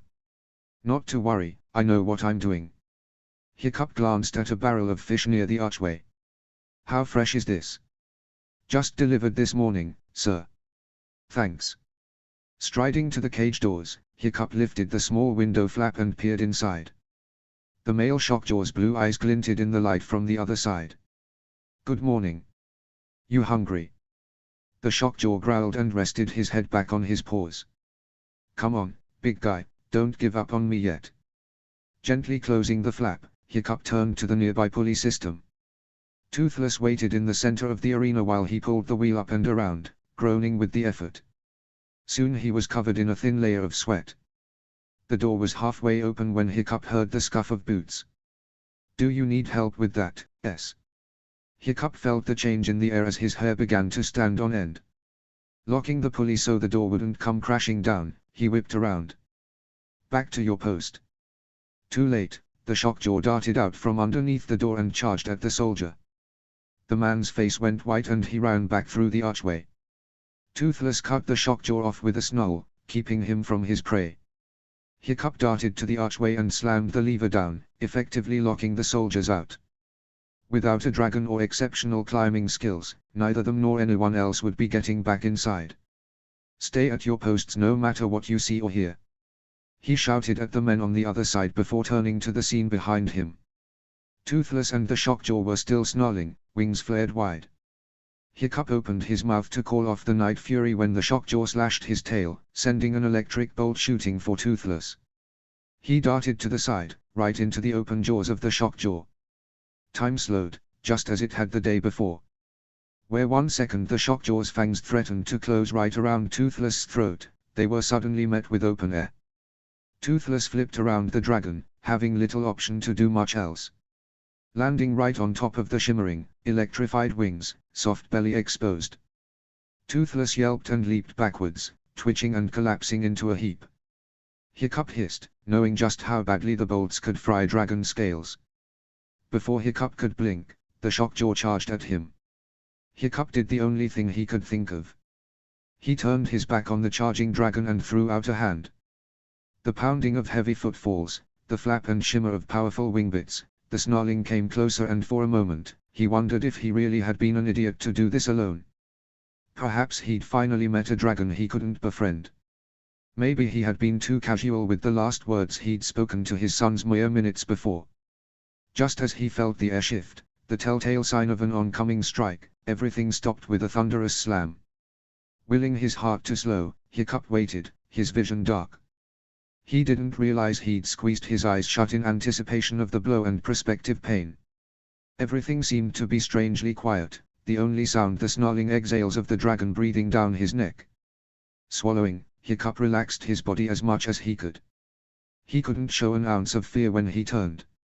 As slowly as he could, he turned his face toward the Shockjaw. The creature was tall, at least 2 hands taller than Zap. His nose was a mere inch from Hiccup's hand. The dragon stared at his palm. He knew Hiccup didn't have any weapons. He knew that Hiccup meant him no harm. With Toothless was incapacitated, Hiccup was completely at the Shockjaw's mercy. Hiccup resisted the strong urge to glance at the Night Fury. Despite his distaste for humans, the dragon had a lot of pride. Looking away now, when he finally had its attention, would not be the smartest thing to do. Hiccup's hair stood up on end as the Shockjaw's wings rose a fraction of an inch. The mighty beast sniffed his hand and his claws clacked against the cobblestones. But as Hiccup met his eyes, that's when he saw it. The fear. The dragon rumbled lowly in his throat. "Sure, it's okay," Hiccup whispered. "I'm not going to hurt you." Patience. That was the word Hiccup kept telling himself as he stood there with one arm outstretched for minutes on end. The Shockjaw started to look confused as the minutes ticked by.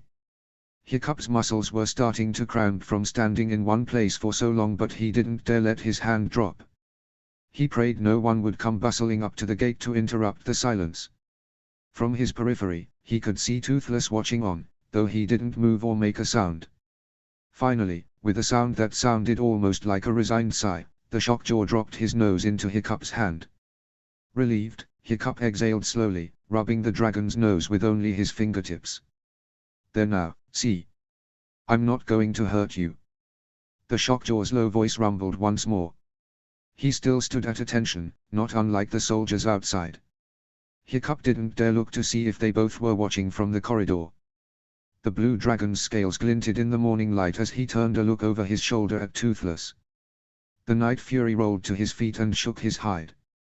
Hiccup carefully walked to his best friend's side and crouched to inspect the burns. A few scales had already started flaking. "I'll get you some fish oil, bud." Toothless merely sniffed in annoyance at the Shockjaw, who, to Hiccup's eternal surprise, hung his head and huffed what seemed to be an apology.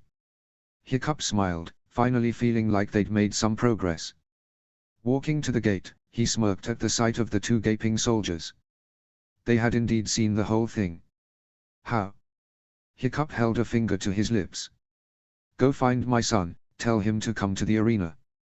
Quietly. Just him. He could see the whites of the man's eyes as he nodded and left. The other was still gaping at the now docile Shockjaw, sitting in the center of the arena like a chastised dog. This dragon needs a calm, quiet atmosphere today. If anyone comes for training, tell them to practice what they've learned at home.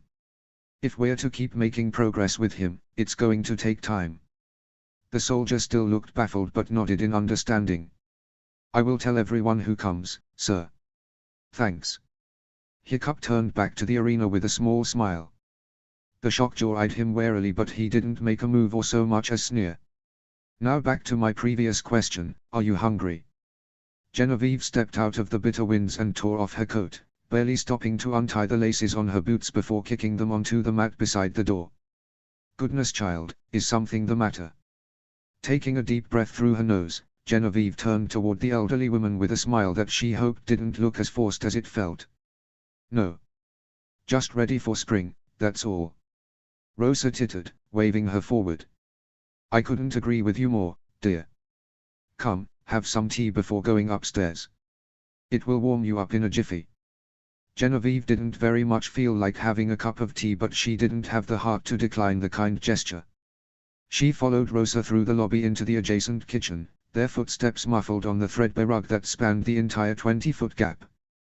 Rosa had woven the rug by hand herself as a young woman, a gift to her husband Victor upon their marriage. A tradition among Gitans, the young ladies were taught weaving from a young age, and upon their marriage she would present a hand-woven threadbare rug to her new husband. This would be the welcome mat for their family and future guests in their new life to come. Being 17 and nearly eligible for marriage, Genevieve's rug wasn't nearly close to being finished. She lacked the motivation, and when she did make time to work on it, she was insecure on the pattern. The most she'd made in the last year was a few inches of blue and red border. Her mother would probably add that to her list of priorities if she didn't start working on it soon. The thought only fueled the fire that simmered in her chest.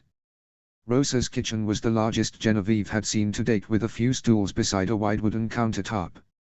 Being so large and housing nearly 30 people, the elders' home needed the space for more cabinets to hold the dishware, cutlery, cups, and linens. Not to mention the cookware the staff used daily to prepare meals. She hopped up on one of the stools and watched as Rosa chose a dainty painted teacup and saucer and poured some hot water. Genevieve had come to love and appreciate this place ever since her grandmother had become a permanent resident. Rosa, Victor, and the men and women who worked here had taken special care of her grandmother for nearly a year before she'd taken her last breath. Diane had been loved and cared for. Furthermore, these men and women found their passion in caring for these people. When her grandmother had been a resident, Genevieve would sing and sometimes bring an instrument to play. She hadn't been very good back then, but she'd been both surprised and elated to hear the claps of other residents from the adjacent rooms. One day they'd organized all the elderly in the large foyer and set her in the middle.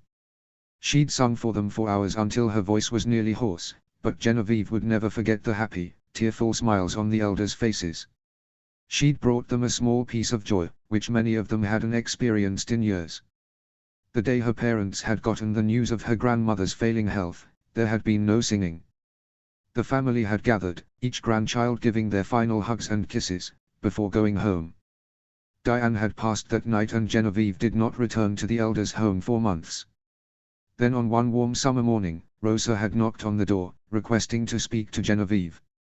She'd explained how many of the elders frequently asked about the little singing girl and when she would return. Rosa made it clear that she did not expect Genevieve to return, but to give it some thought. Genevieve had given it thought and decided that yes, she would return to sing to the elders. She would improve her voice and her instrumental skills. She would bring them happiness in their final years, and yes, even in their final hours. For 5 years she'd done it. As much as she still enjoyed it, volunteering to sing and play for people, as well as her other responsibilities and various lessons, she was beginning to feel dissatisfied. She liked learning new things, but lately her day-to-day life was starting to feel a bit monotonous. She leaned on a fist, accepting the steaming cup from Rosa, who chatted with an employee amicably, and dipped the tea bag in it half-heartedly. Usually she'd add a teaspoon of honey and cream to sweeten the brew, but maybe she'd just drink it plain today. Wake her up more, keep her from moping. After all, she was being selfish for thinking of herself when she could still walk, talk, and take care of herself. She had much to be thankful for. Still. The squawk of a dragon sounded and she faced the window, surprised to see a couple of guards walking by with their dragons. The first was a deadly nadder, much like Eric's but bluer in color, and the other, she frowned, trying to remember the breed's name. A monstrous night terror. Something rather fascinating creatures, aren't they? Rosa asked as the employee retreated into the hallway with a bowl of broth. She too had noticed the dragons walking by. Yes, Genevieve replied, turning back to her tea and taking a tentative sip. She tried to swallow her annoyance with it. Not that she was annoyed with Rosa. Quite the contrary, she was still fuming inside from the lingering argument with her mother. Come now, what's bothering you, dear? Rosa said, leaning onto the countertop to meet her eye. The woman's white hair was pulled back in a white bun, a few shorter strands sticking up in odd directions. She had a kind face with soft, grey-blue eyes. Genevieve tried to fight it but knew quickly it was a losing battle. I had an argument with my mother. Rosa pursed her lips, though her eyes glittered. I remember the arguments I had with